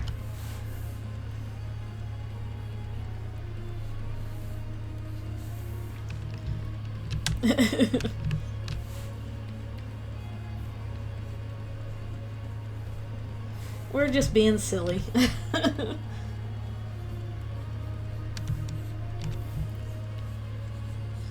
Even though I technically have Lancer going to the Light World, he doesn't really have much of a part to play, sadly. I'm sorry, Lancer, this is a very big thing. There's 20 parts. I just didn't really have much room for you.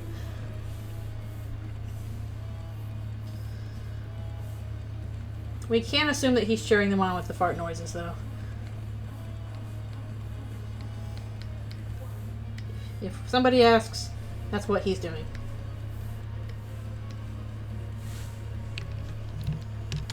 Nobody puts Lancer in the corner.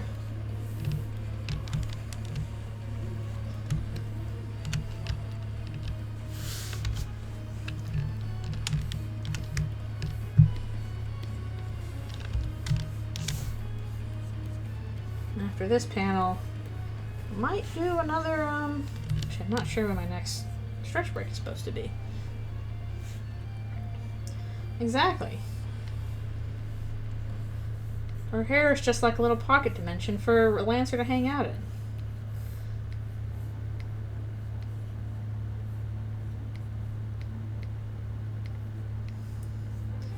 Probably not, but maybe close enough. Susie's just full of, like, pocket dimensions.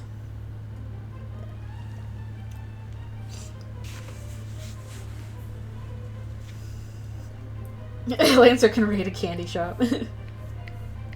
He can, in fact, do that. Susie, Caddy, please don't burn down the candy shop. I want to get some while you're eating all the people. Okay, Lancer. Thanks, Susie.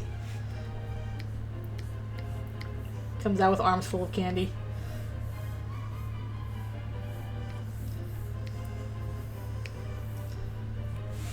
Oh, yeah, chocolate for Chris. Finally, they get some dang chocolate. It's been like a year. Lancer behind Sans' store counter, selling cookies at enormous prices. $2.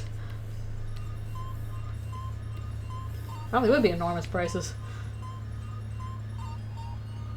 Somebody runs into the store and Lancer's like, you can get a Lancer cookie for $2. I'm like, on top of the monster's inflation? This is insane.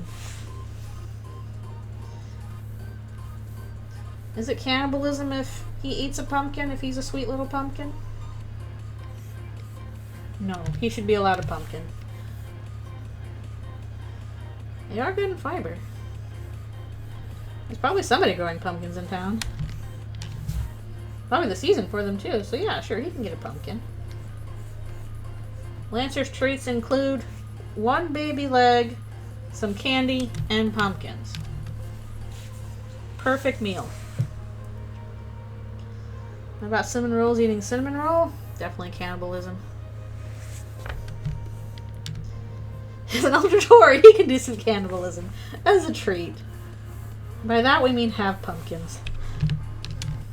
Not the baby legs, just the pumpkins is the cannibalism.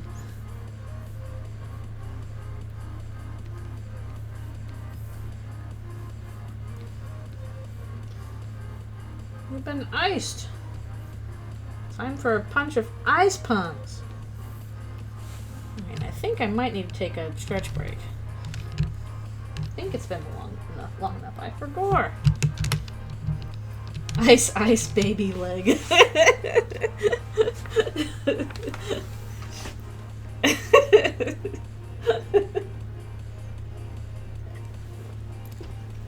At some point, a baby leg joke is going to have to show up in the. I'll be like, what is this going on about?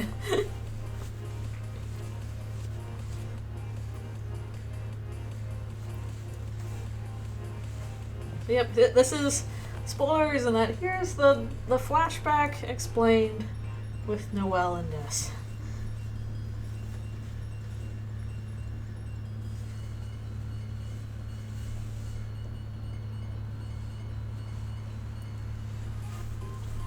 Yep. People are like, what are you talking about? Well, actually, no, Chris would know what Christmas is. They probably have Christmas.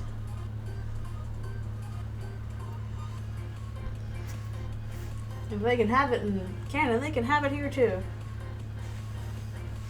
Christmas. Christmas came early.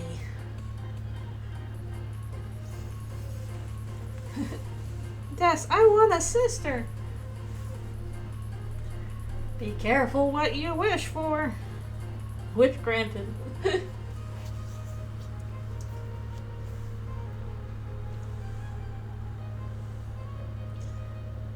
Like that one MST3K episode of the Mexican Santa Claus and this poor little Mexican girl. She's like, I wish for a dolly for Christmas, but she's too poor. But then Santa brings her a doll anyway, and the doll is like the same size as her. So the bots are like, that's not a doll, that's a sister.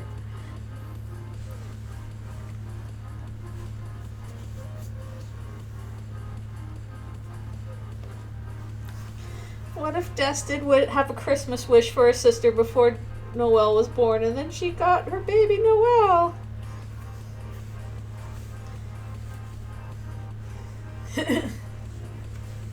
She is very tall and has ice powers and loves deer. Aww.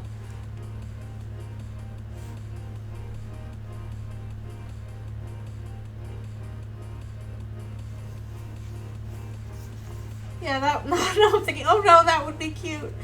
If Des had a Christmas wish for her younger sister and then return her parents.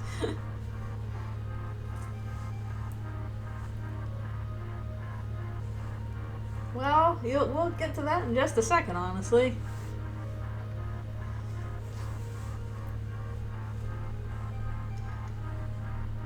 She's still my baby sister.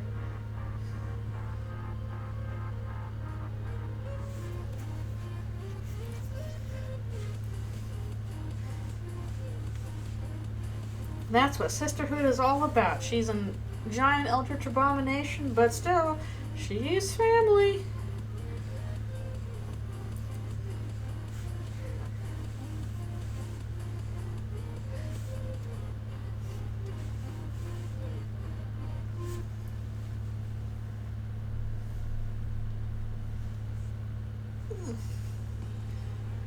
Come on, wrist.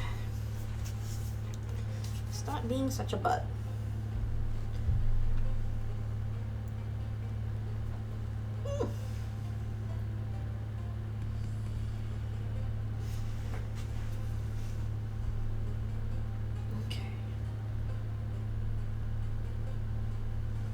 Yes, I'm sure. Whoop. That's why we built the barn next door, Chris. Oh, that's okay. Noelle let herself in.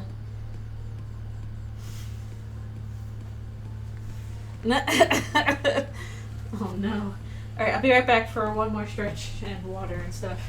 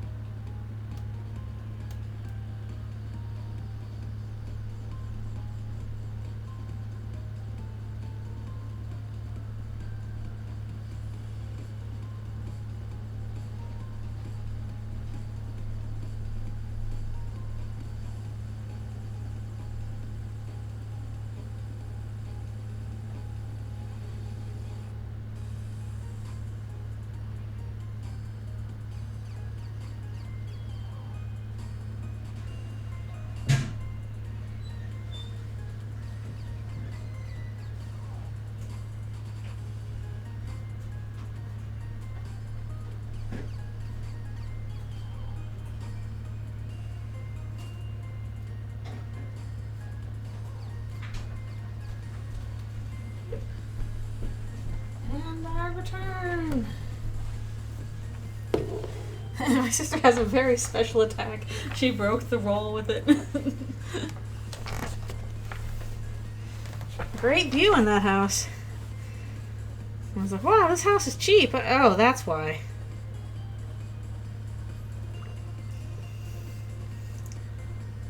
Nice sun exposure and rain exposure.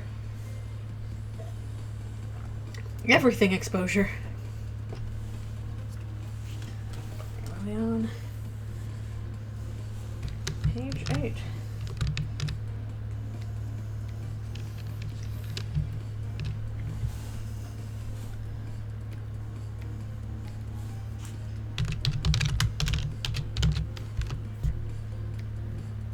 Yeah, exactly. In today's housing market, it's like, sure, I'll take it. Those things that's like, would you buy this haunted house for $50,000? Like, yes, absolutely. Please. Like, make yourself at home, Casper. I've got a house. Hooray.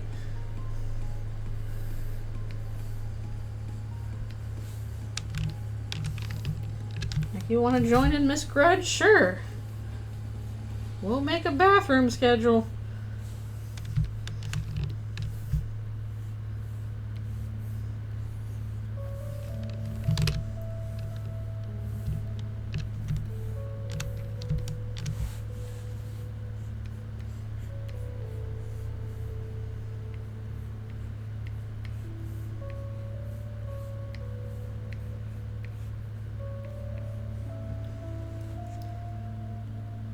No! No! That's the worst haunting! No! Oh no. Ghost capitalism. The worst kind of ghost capitalism. And you can't even kill your landlord because they're already dead. No! Now that would be a horror twist. Pay rent! Pay rent! I'm going to shut off your water for no reason. A Christmas Story? There's no ghosts in A Christmas Story. Unless you mean A Christmas Carol? Which, no, that's the Ghost of Christmas Past.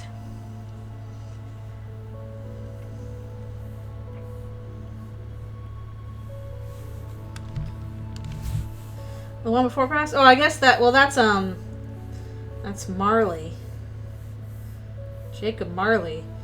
I don't know if his stuff is about paying rent so much as, like, Scrooge, if you don't stop being a jerk, you will regret it. I mean, he didn't harass him for no reason. He was his former business partner. He's like, guess what? I died and there was hell. Look out. Oh, for the landlord one. Oh, yeah. Now that is going to be a... Ugh. I was going to write a haunted house story. Man, that's an idea. Is that somebody, like, finds... You know, finds a haunted house and it's super cheap and they're like, oh, heck yeah. Super cheap house. Can't wait to... I don't care about those ghosts. I'll just... You know, I know how this goes. I'll be fine to them. And then it turns out the ghost is a landlord. And there's no escape. Oh, that'd be horrible. Jacob Marley said, hell is real. I am just like that sign in Ohio.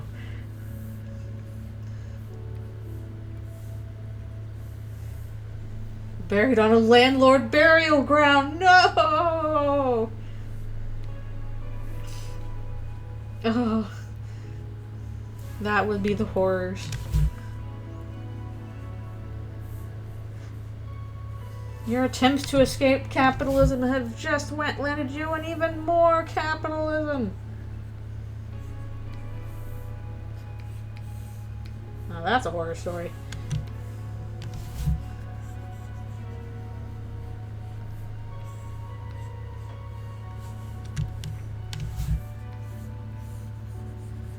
You should have gotten that tract housing instead.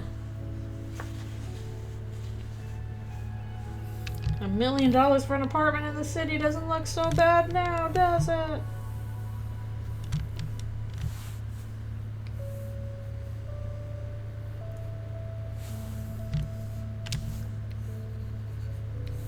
That's the true horror. That the ghosts are mean not because they're ghosts, but they're mean because they're just like people you know in real life.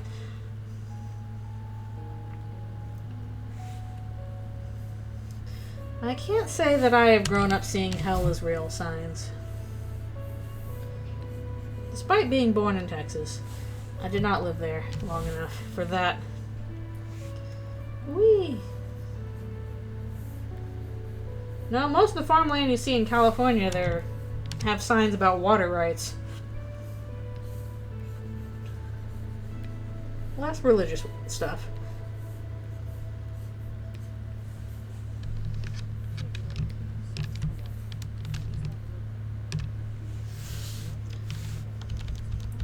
I don't know if they were necessarily better in this case, but they are at least important.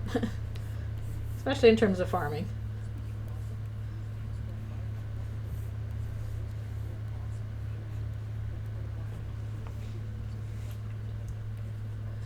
I also remember on our family road trip a long time ago, we were stopping in a lot of places along the way, and it was like Arkansas and Louisiana and stuff, because we were driving all the way up to Tennessee before we were going to turn around and go back. And stop in towns where it's just like the town is 30% churches. And I'm like, you're not that big of a town. How big are your churches if you have to split them between like 4 or 5 different denominations?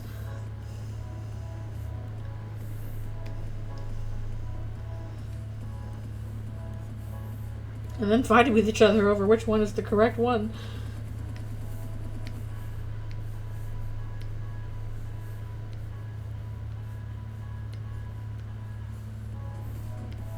At least I don't have to worry about that in hometown. There's just the one. Churches multiply fast.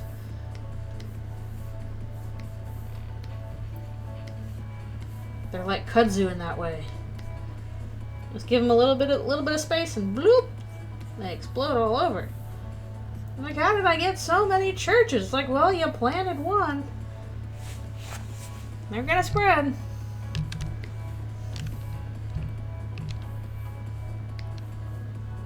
Okay. We're gonna split this across 2 different things, so we'll have to do this in 2 different layers.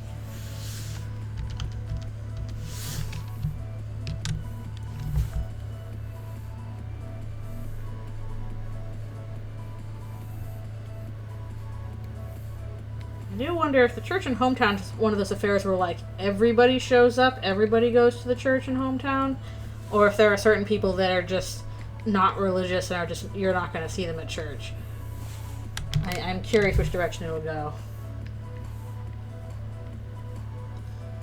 Isn't everybody there, or is no one there? Does Asgore not go to church because Toriel definitely will? How will that work?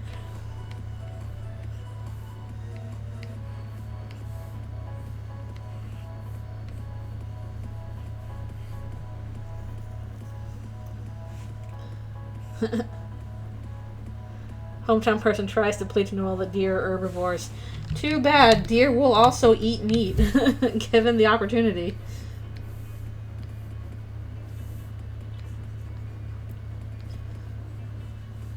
Like, you see a deer in real life, and sometimes they're just like, oh, hey, a mouse. Om nom nom nom. Here's some carrion. I'll have that. It's like, you're supposed to be an herbivore, and it's like, I'm gonna still have some of that. Eat protein. Deer would eat a bird, yeah.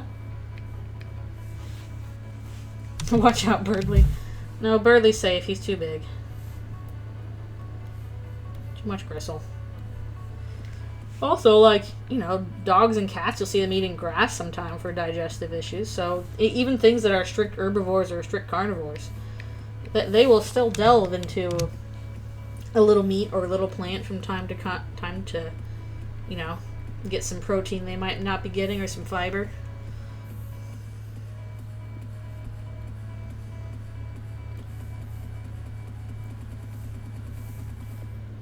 Like, usually the herbivores are scarier animals to encounter than carnivores, because they will not hesitate to kick your ass if they feel threatened, whereas if carnivores be like, oh, I don't have the energy for that, bye-bye. I was like, sometimes deer do eat meat. I'll make an exception for you.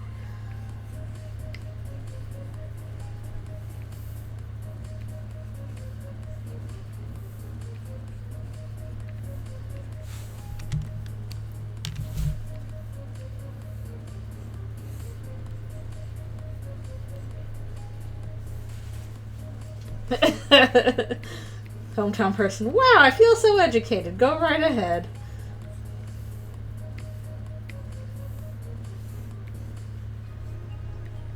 And again, I'm trying to figure out who would be the least bad monster to get eaten by.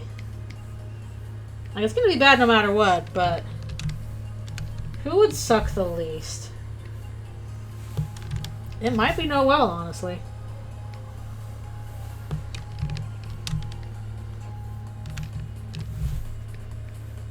Yeah, I don't know. I'd probably say getting eaten by Noelle would probably suck the least.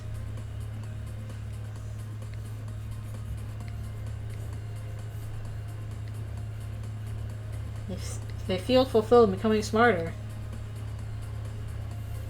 Burley's like, yes, you understand.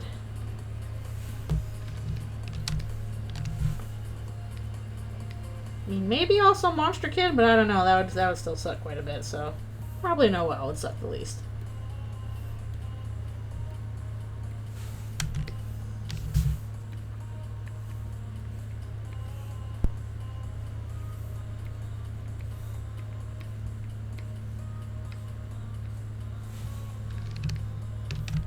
It's the last thing you want to know before you die. A fun science fact.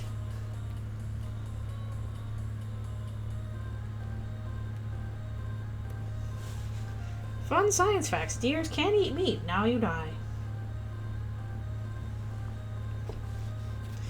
No, they have no choice in that.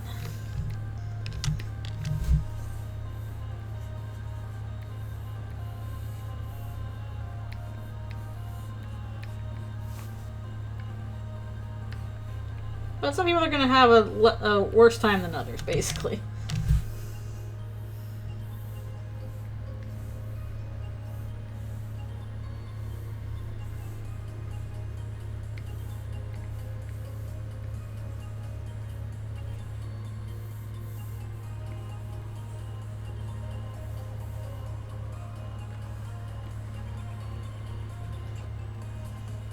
They're like, we're here to eat you. And so like, can we choose which one gets us? And they're like, no. Oh.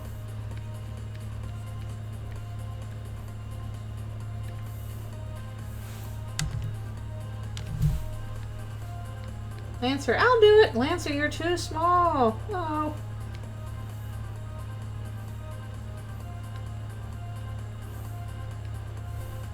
We told you, Lancer, you can have one baby leg. Okay.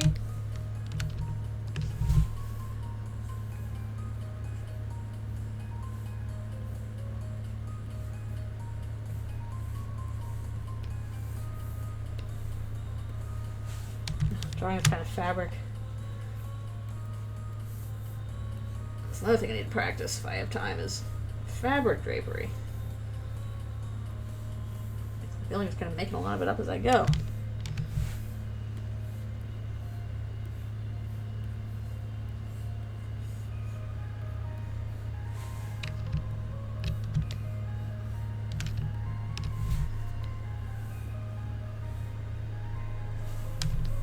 Drawing liquid, always fun to draw though.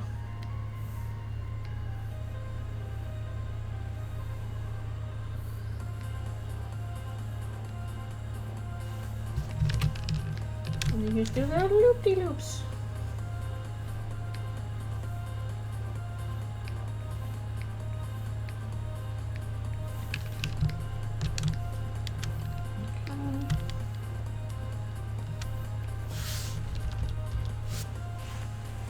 Well, I don't even have to do this one because it's just a flashback to something previous. Hooray! We already drew that panel.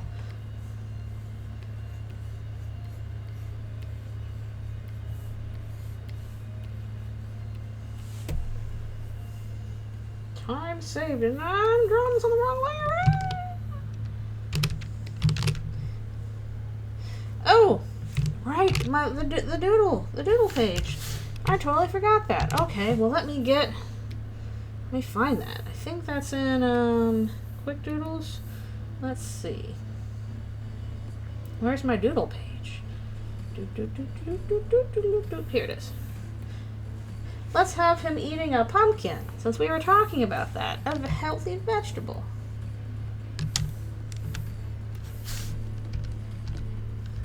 Gotta have your healthy vegetable.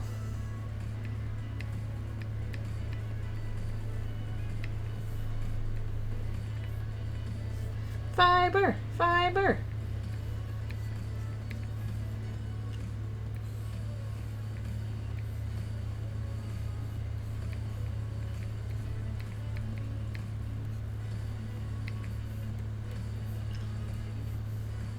What pumpkin? This pumpkin. There's a bouncy boy, there's a bouncy pumpkin. Yep, he bites into it like an apple, exactly. Correct. He would do the same with like an onion.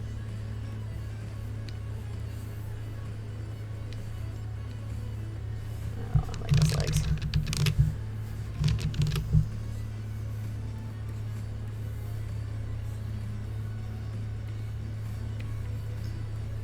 Don't ask how he's able to do this. He just is.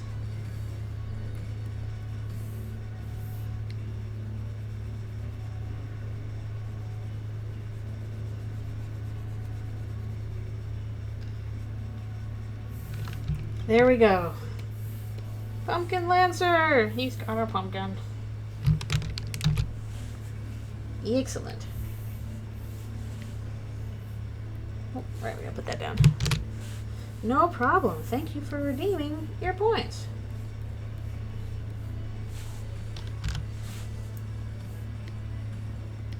Someday we'll fill out that doodle page and all we'll see.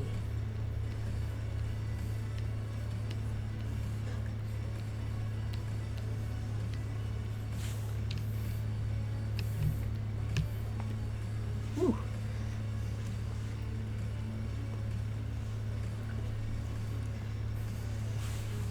Are baby legs vegetables? No. They are not. I'm sorry. I don't think there's any way you could classify a baby leg as a vegetable. Even if the baby is dressed up in a vegetable costume, it would just be the costume that's a vegetable.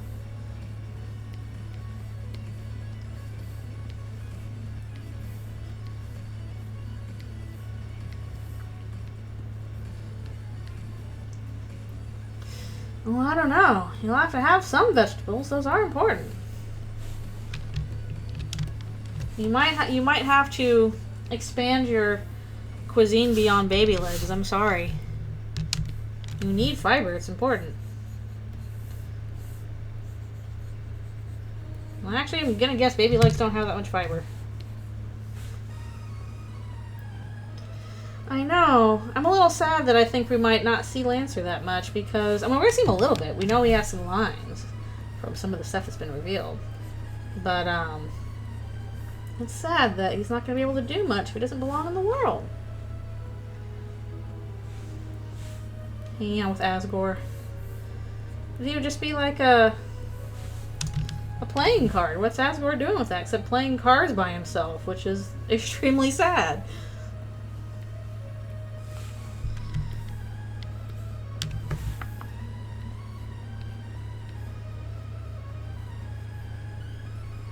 It really raises questions about how aware Darkners are of, like, how they are used in the light world. Like, are they aware that they're being used as playing cards? Do they have awareness of, like, actual games? Is it like Reboot? That is true. That is Asgore's thing. That is just how he goes. Yeah, there's so many questions as to how Darkners and Lightners interact normally. What do you do outside the bounds of imagination? If Chris sharpens a pencil, I guess that makes their sword sharper. At least, like, weapons and armor, those don't feel things. Those are just weapons and armor.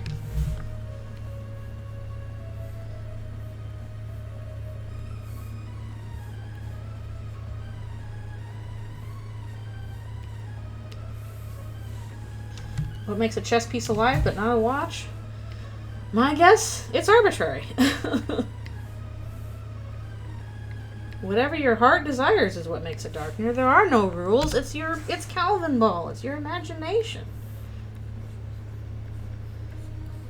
I mean, heck, some Darkners are just concepts. They're not even objects. Like spam email? It's not a physical object. Yes, that's how Chris gets a knife in the dark world. They sharpen their pencil so much down to a nub. Now it's a knife. Wooden knife. You bit it too much. It's too sharp. Then what is the original Star Walker? Except for the original Star Walker, I guess. Trucking along.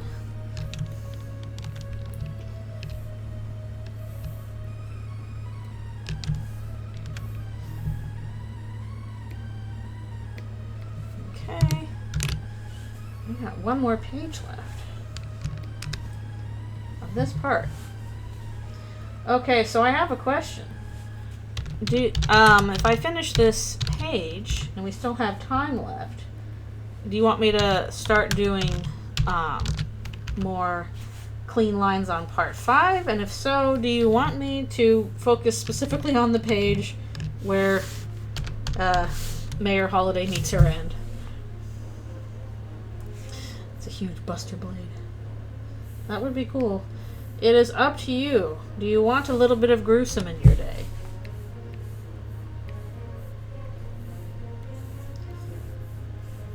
The choice is yours.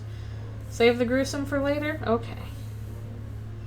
No spoilers. I'm sorry, we're already getting some spoilers here. A little bit of them anyway.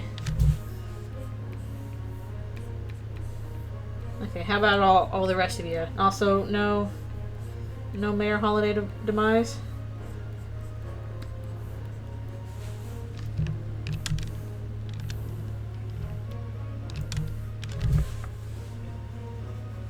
Oof. No spoilers of my back messing up, though.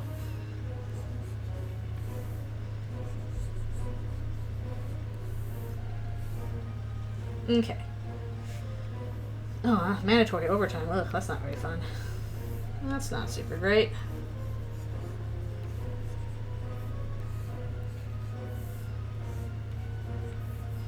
Okay. Yeah, folks do not want Mayor Holiday demise, then we will not focus on that page because it's not until like page 8 of 11.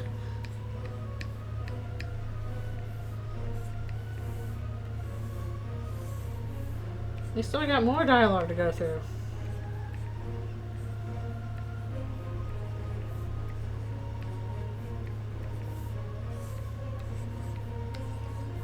Yes, I will kill you, but first, backstory.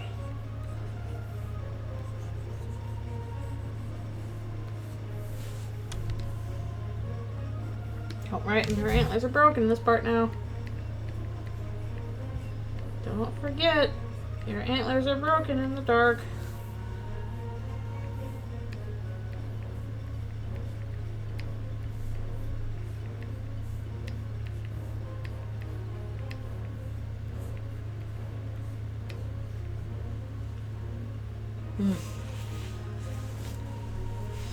Well, thank you so much for catching the art stream. I always appreciate y'all hanging out with me.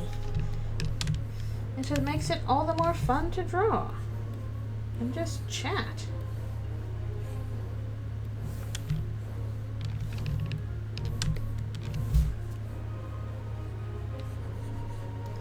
And I hope your work goes well, even if they are making you do overtime, which is bleh.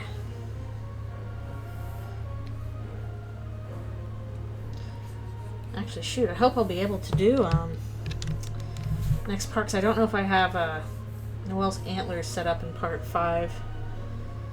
Well, at least it's temporary, but still. Well, they better be paying you overtime at the very least. You better be getting extra months. I better.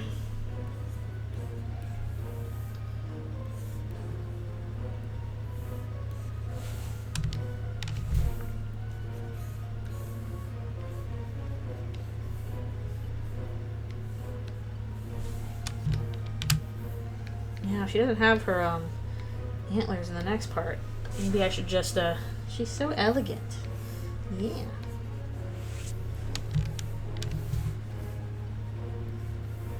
So frosty.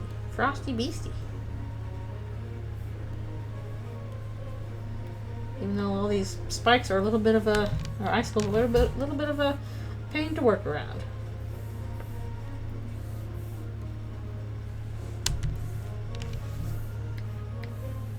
Where's your tail? I think it must be behind some text I can't see.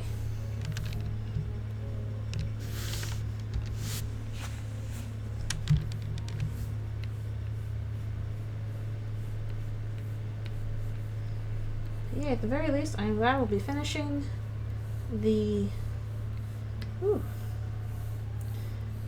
cleans for part 4. That means I'm 1/5 of the way through character cleans. The whole 1/5, yay!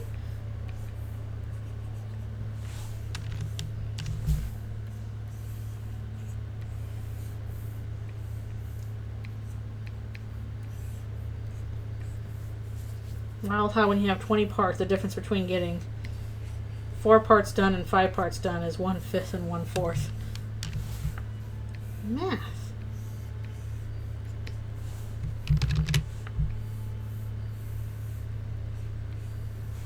Somehow 1/4 feels like a whole lot more than 1/5, and I can't explain why.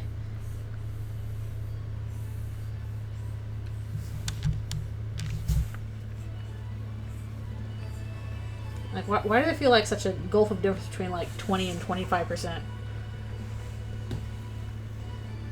But if Asgore, no, he doesn't taste like a goat. He tastes like, he has like a floral flavor.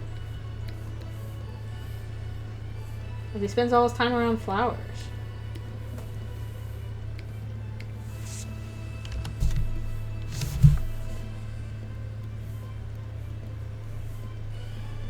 He's not a goat herder. He is a gardener.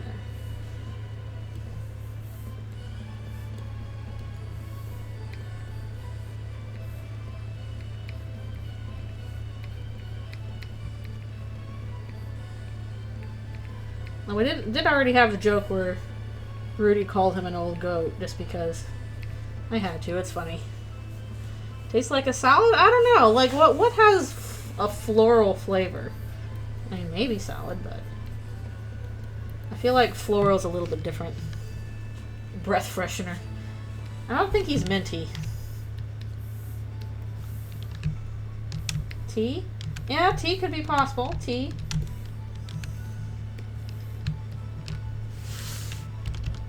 Goes well with Toriel then, because she's gonna, you know, have a, technically not, but she's gonna have, but she would have a, you know, like baked goods flavor.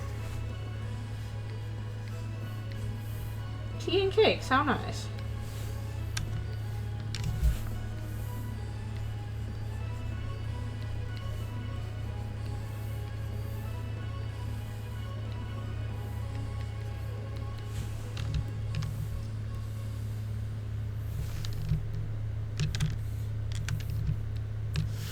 And we're almost at the end of this part. Probably once I finish this page, take a quick break and then see what we can do on the next one. Although, again, I'm not sure if her antlers are done. So yeah, you can eat roses, since those are like, you know, stuff like a rose tea or rose hips. You can eat a dandelion. Dandelion's edible.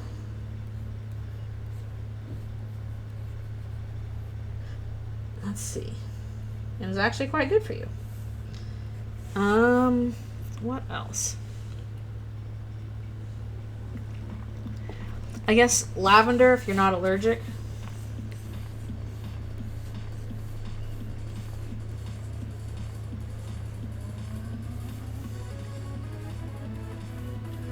I guess in the case of eldritch beasts, we're not worried about human consumption except in the other way.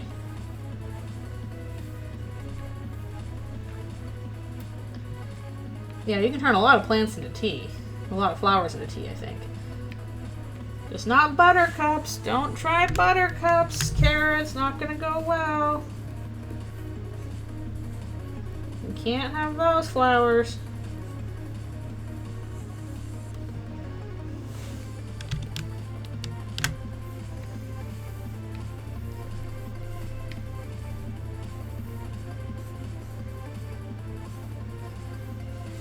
There's probably a list out there of edible flowers for humans, though. Just make sure AI didn't write it because they're just going to make stuff up.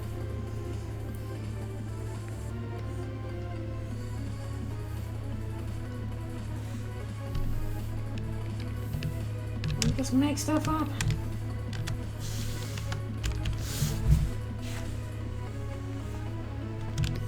Yeah, that's not necessarily a healthy one. It's a bit more sterile.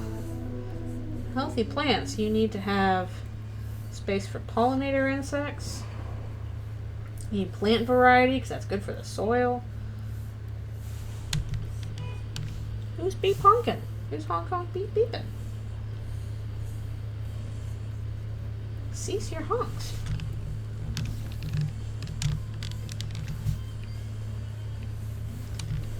I think that is an unfortunate thing for humans where we kind of have it like inherently drilled into us that like insects are bad and dirty, even though insects are an important part of the ecosystem. They're supposed to be there. It's bad if they're not. Your stuff ain't getting pollinated without them.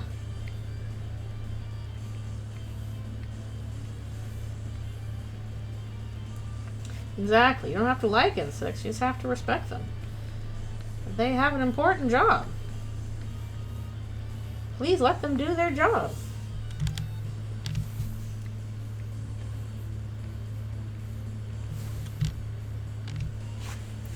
Yeah.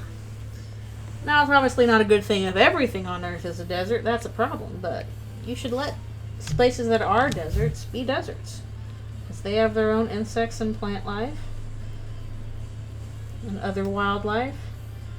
And they are also good in their own ways.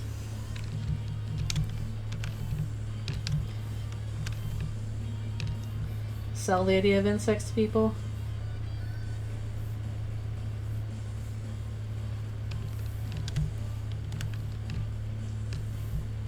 Well, yeah, true.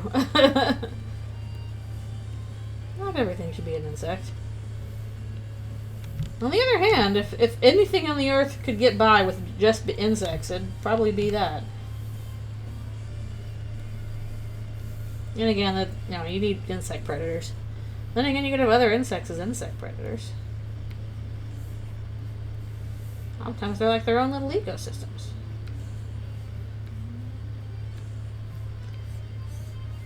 These insects, why you gotta buzz around a lot? And or potentially give a little stingy.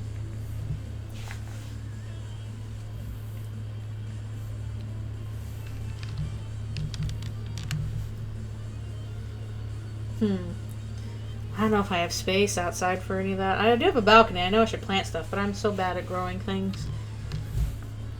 I don't know if I can dedicate the time that a plant would need. You know, I admire people who can do like really nice gardens and stuff. But I'd have to do so much learning for it. Especially finding like what's specifically native to this area, so just relying on something that's invasive.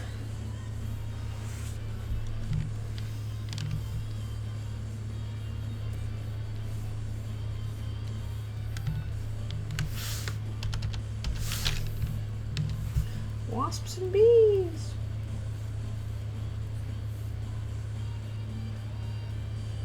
There's an awkward position because Rudy's like behind. Oh well. Okay, let's do a stretch break. Actually, I'm gonna open up. Let's see. Oh no, ending.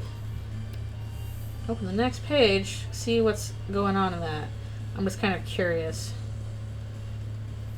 Do I have antlers added? Get out of here, text.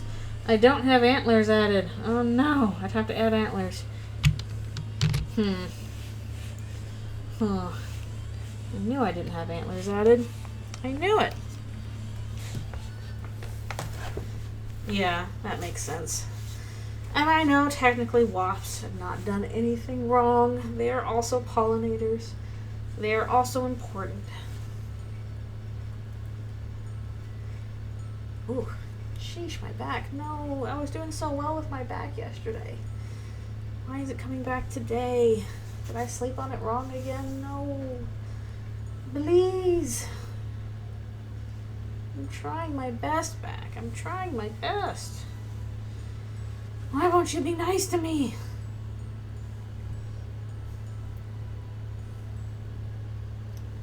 It really was doing pretty well yesterday and Friday.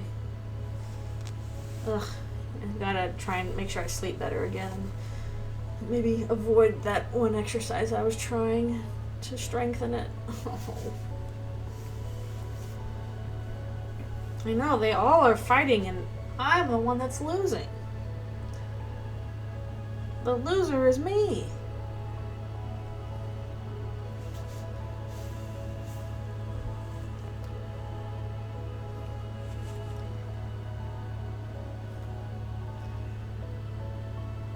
When back pain and shoulder pains fight, we all lose.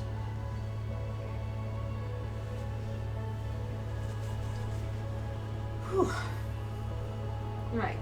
After I finish my stretch, we will do a little bit more on the next page. I'm going to have to go dig around and find Noel's antlers to add those in.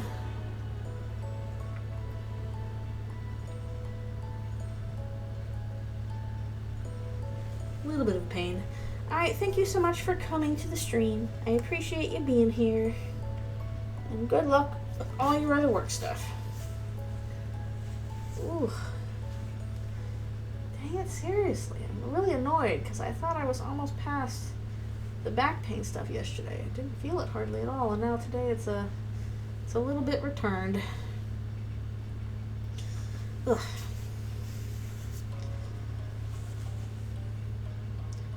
But yeah, we'll do a little bit more on the next page, just to bring us to almost lunchtime.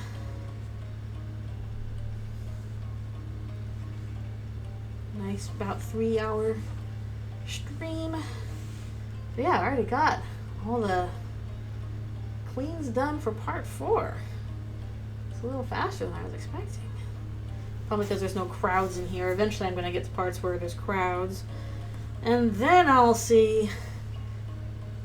Then the troubles begin.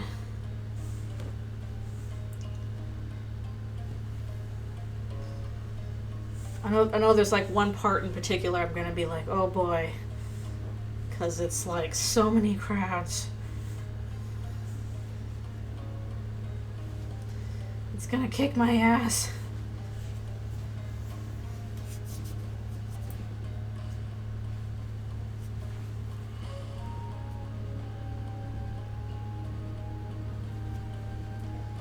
Excuse me.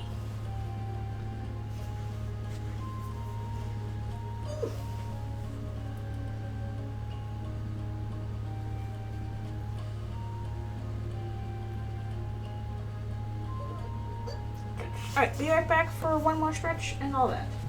And then we will finish up.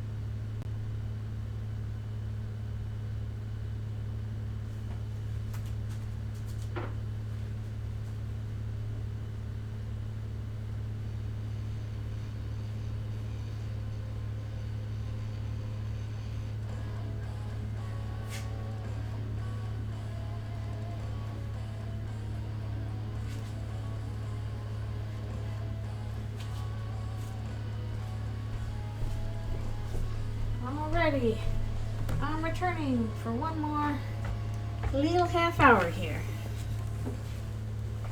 I'm gonna have to go find her antler. Quick, find the antlers. Pretty sure they're just around here. Here they are. Why did I forget to put the antlers on? Oh well. I'll do it. Welcome back. We are doing one more little session here. Then we will be done for the day. And I gotta put her antlers on first.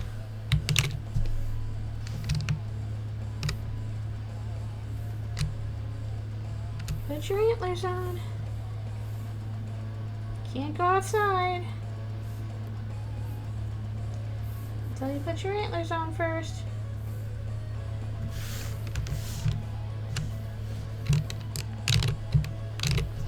But Mom!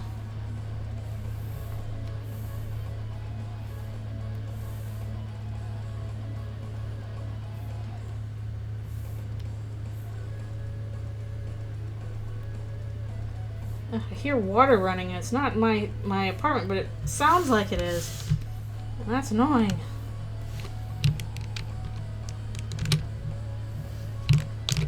That's me with accessories. I'm like, wait, these people had an accessory on? Oh no, I forgot.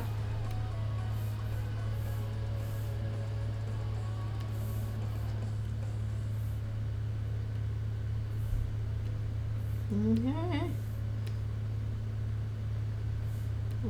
Wonky going on there. Okay.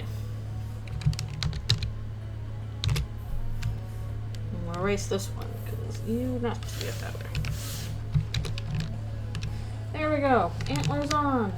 Away!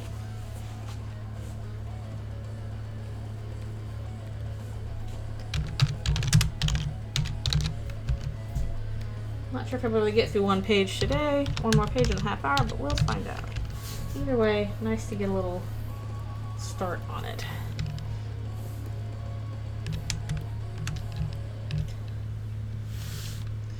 Yep. Pretty much they all have horns showing out of their hat except for Irales, who is too young to it was based on an Azrael who was too young to have horns. His horns hadn't grown in yet.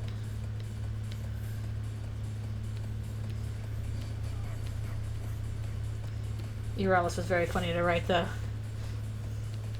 And then his Lyra has slightly shorter horns, but they're there.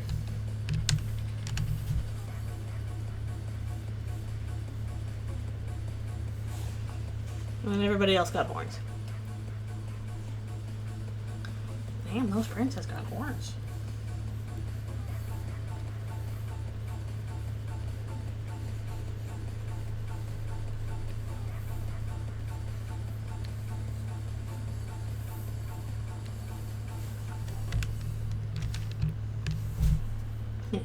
I'll try not to forget. Antlers are broken at these spots.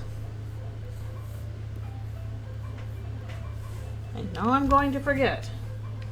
Especially way later down the line.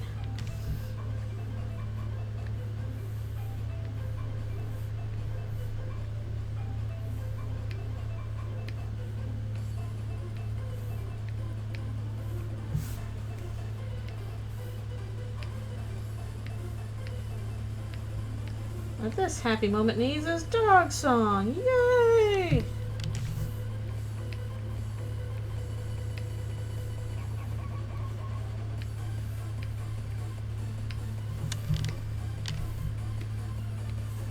What a fine and pleasant family reunion.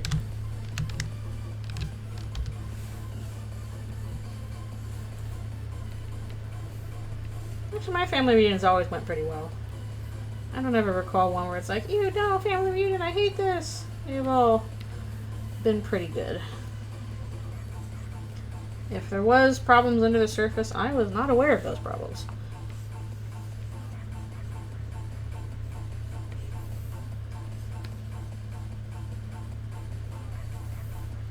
And I'm sure there are, that's just adult life, but at least nice when they're small enough that you don't notice as a kid.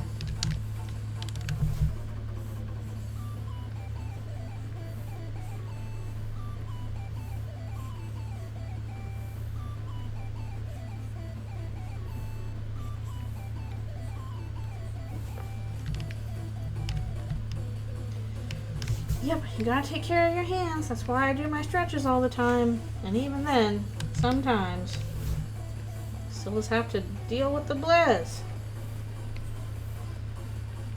With my wrists being the way they are.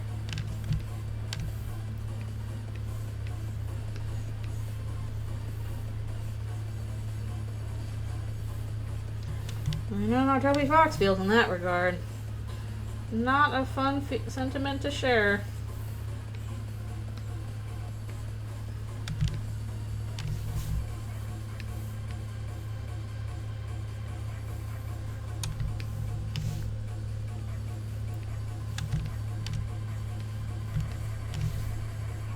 The downside to Eldritch Noel having the most boopable snoot is her tummy is not rubbable. It's all icicles. No belly rubs. Super sad.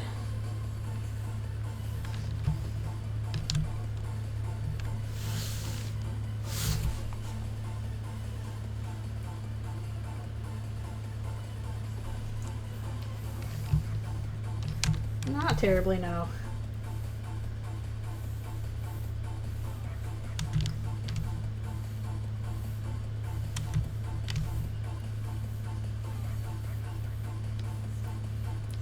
So I could only buy, like, again, Caddy having half of her body be in the void. Don't pet that either. You will get lost.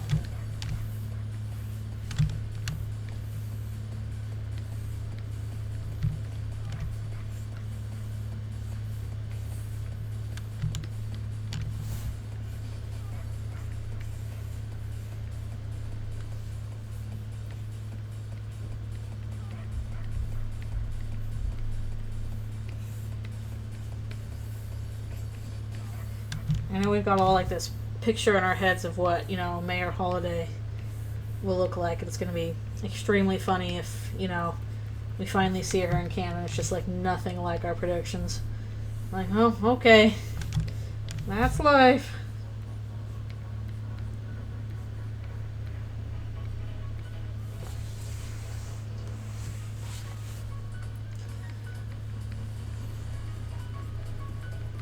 Mayor Holiday's a bunny monster. Dun dun dun, who would have guessed? Her holiday was Easter all along.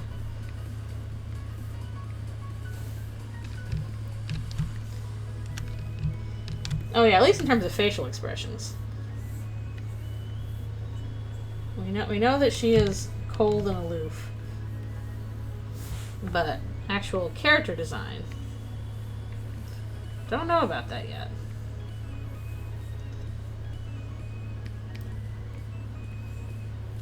Yeah, I mean the monsters, the Eldritch Beasts can be hurt, obviously, because Susie got hurt that one time. Just in general, humans do not quite have the means to hurt them enough before they get launched.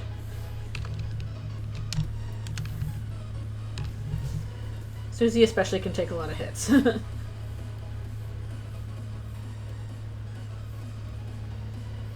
So you can stabity them. But will it be enough? Oh, yeah. So if they try to attack Caddy where the void is, that would not work.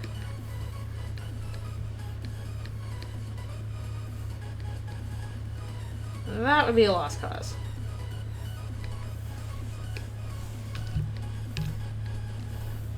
I'm debating maybe having Chris get falling into that void when they first meet Caddy and find out whatever is inside there.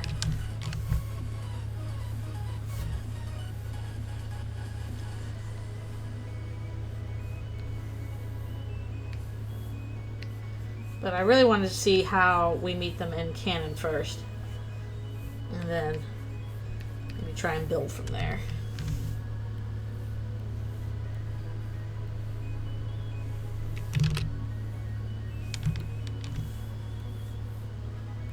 Because I'm pretty certain now that they're going to show up. That's one of my most likely bingo predictions.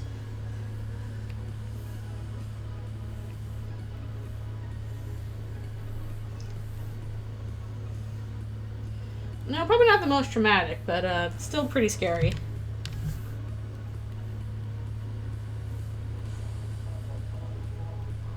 I'm not sure it'd be their most traumatic thing that's happened so far. Probably Jevil is my guess. Aside from this, the whole actual sacrifice thing. Jevil's pretty bad. Getting canoodled. But there might be worse things, I don't know.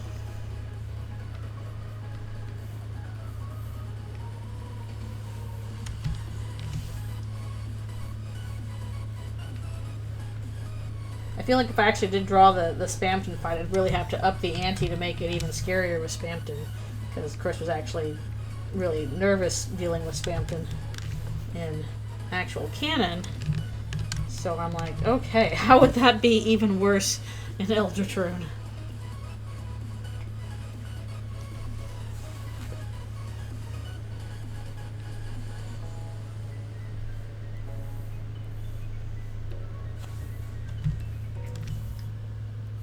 While also like playing off of what makes Spamton unique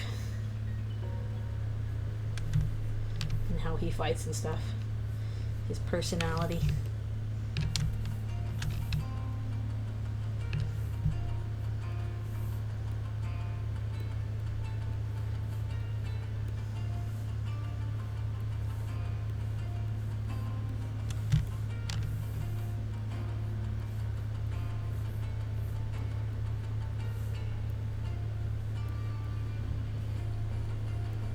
I have to think on it. There could be something you could do with like puppet string sort of thing. Obviously, that seems to one of the big themes of Spamton, but turning that into horror shouldn't be hard, but gotta figure out how to specifically go about it.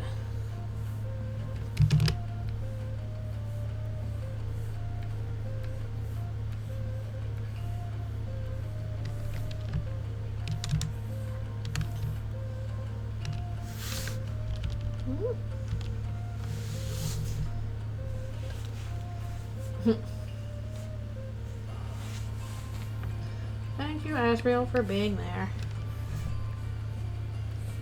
For as much as this fandom likes Spamton, Spamton's a spooky guy. He's a scary dude.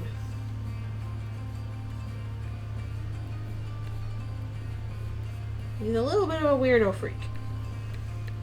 At least when I first fought him the first time I played the chapter, I was like, who is this guy? Ooh, ooh, ooh, ooh. What are you doing in the trash here, weirdo? But I also didn't find the secret boss my first time through. I had to have people point that out to me. And I likely will next chapter, too. Because I'm not smart at figuring that out. Boo.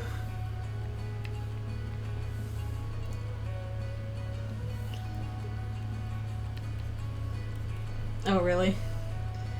Yeah, it's so... the tone of it is so weird. He's so off-putting in that first alley meeting. You're like, what is happening? Why is this guy like this?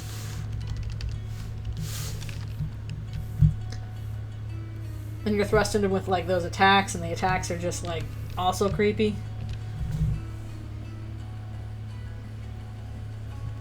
Yeah.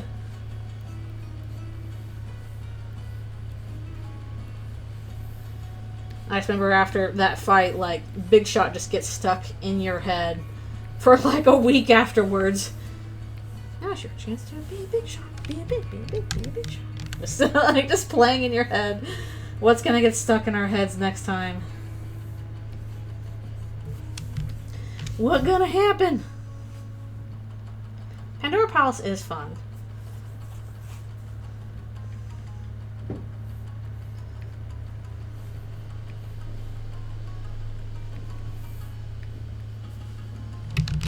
I really liked it's a Cyber's World, the one for Cyberfield. Just like as soon as I heard that's like oh. So I'm honestly looking forward to like first area music. That's always really good.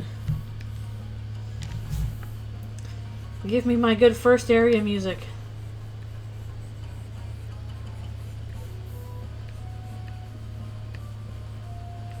And also, I know this is probably blasphemy to say, but I like Knock You Down more than I like Attack of the Killer Queen.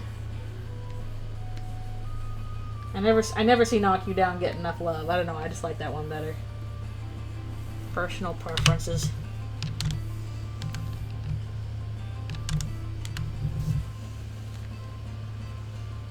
Knock You Down is the one that plays during the Giga Queen fight. Attack of the Killer Queen is the first one where Birdly is, she's got Birdly hostage, and that's Attack of the Killer Queen. And then Knock You Down is the big robot fight.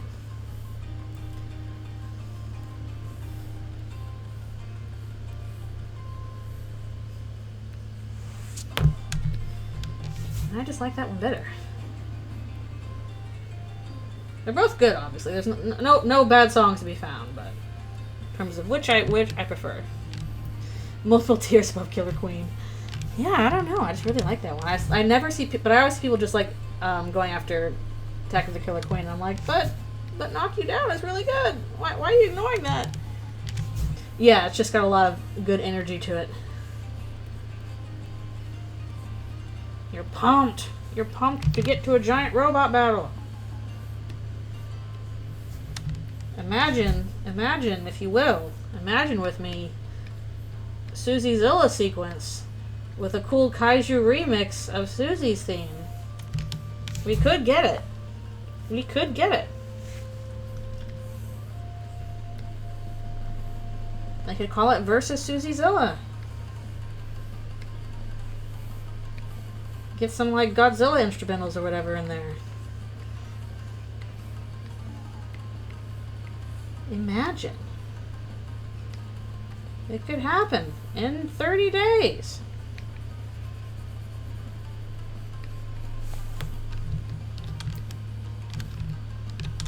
I'm being yelled at by a giant reindeer monster. I'm done with the page.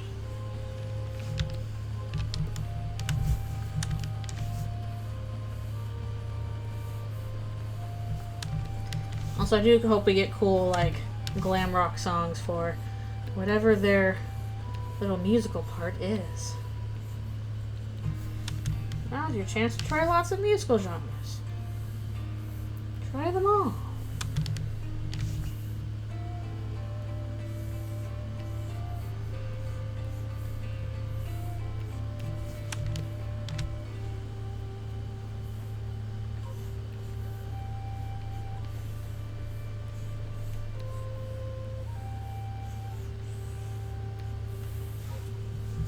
Imagine also, if you will, church choir kind of background music in Chapter 4. Like some Hunchback of Notre Dame kind of stuff going on. Imagine.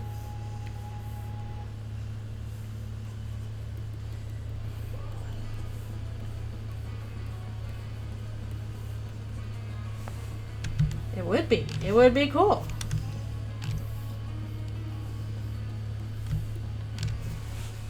Get yourself a great boss battle with, you know, Latin blaring in the background. That's how you're supposed to do it in an RPG.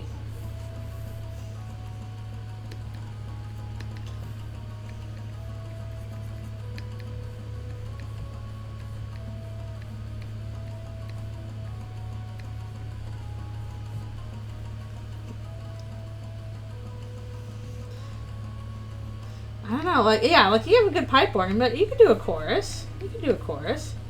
Again, big Latin chorus is a staple of RPG songs. I mean, maybe One Winged Angel or something like it. I don't know, has Toby Fox ever put a big chorus in one of his songs? Has that eluded us? Thus far?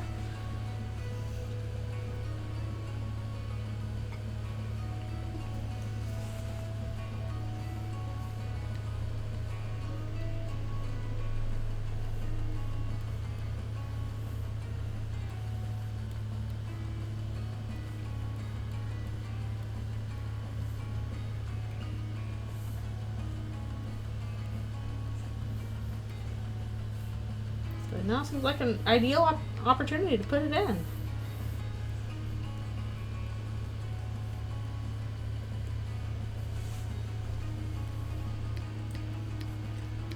So now we can do all kinds of, like, you know, old school video game songs, but there's so much opportunity for crazy things to happen, musically speaking.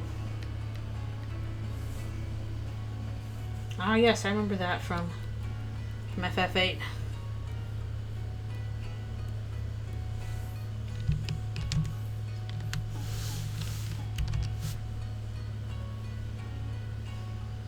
Sephiroth constipated. I don't think I've heard that one. Was that a joke track?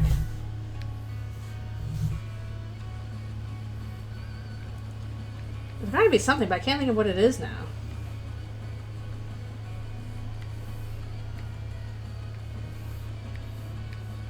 Like, I almost want to say it's the holy, but I don't think it is. Which would be appropriate, but...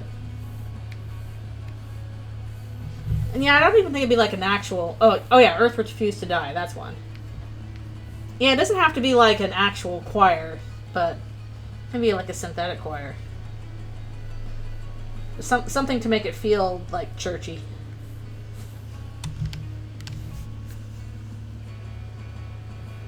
Well, I wouldn't be adverse to actual choir. I think that would be cool.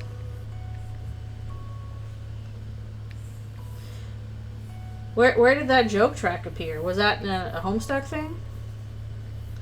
Or is that just a little standalone jokey joke?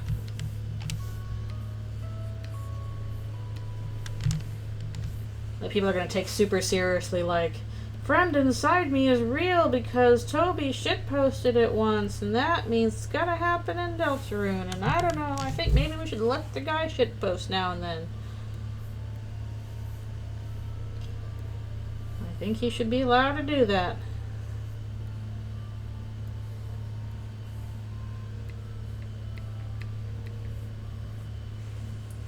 No, we were promised that Pluie is real.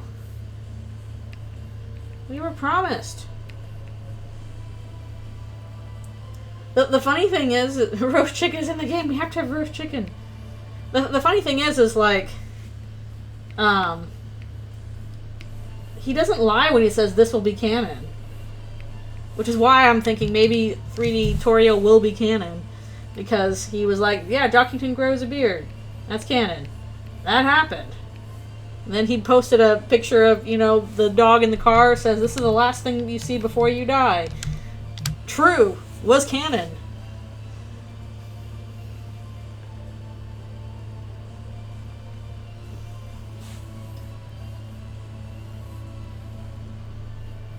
And when we saw 3D Toriel, it was like, she's canon. 3D Toriel is her Dark World form. 3D Toriel real.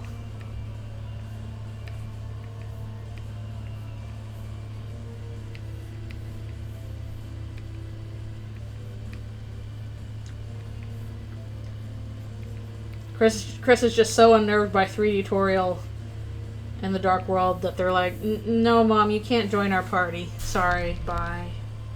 This is too weird.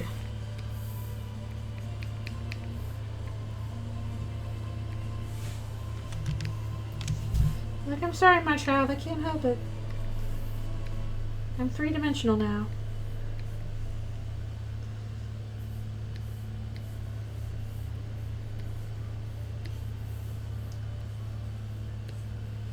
Alright, once I finish off this page, I think we'll be done. Because I don't know if I want to delve into the next ones. We will save those for a later date, I think. Man, I'm running out of pages to clean up, at least character-wise. Still got backgrounds to do in some places. But,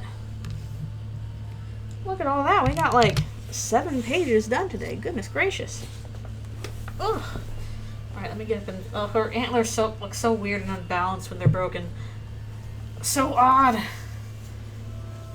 But yes, we will save the gruesome end of Mayor Holiday for a later date, if that even happens on stream. It might not. May or may not. We can keep that a spoiler for later. Ugh. I do still have plenty to do. I can do, like, character, like, shading and stuff like that, or background shading. Plenty to do if we're not doing character cleans, but 7 pages is nothing to sniff at. Nothing to sneeze at. Gotta keep some things hidden. Yeah, I'm honestly wondering, I'm like, okay, are there any parts where, like, I just should not show them on stream at all? I'm kind of debating. But yeah, thanks so... Noelle deserves a tasty snack. Well, she might be getting that very soon. Yes, thank you guys so much for coming to the stream and for chatting silly things with me. It is always an enjoyable thing to do. And I appreciate you being here. Thanks for new follows and all that. And yeah, I hope that the rest of your weekend goes well. I will probably be back with more Okami on Friday, and unless something else comes up, probably more of this next week too. So yes, thank you guys so much for being here. A holiday popsicle. What kind of flavor is that? Now I want a popsicle. Oh, I haven't had one of those forever. That sounds good. Anyways, I hope you guys have a great weekend. Thank you so much for being here.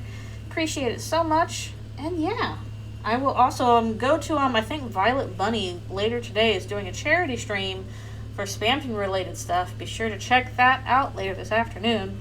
I think in a few hours or so. I don't remember the exact time, but check that out. Donate to Spampton charities. Go for it. Anyways, yeah, I will see you guys all next time. And thank you so much again. And have a good afternoon. I will see. Oh, I think Violet's on Twitch. I think it's on Twitch. I don't remember. I have to look it up. Sorry about that before I go. I think it's on Twitch. If it's not, then it would be on YouTube. I guess search for Violet Bunny, but I'm pretty sure it's on Twitch. Okay, cool. Awesome, awesome, awesome. See you all around, and I'll see you next time. Alrighty. Bye-bye.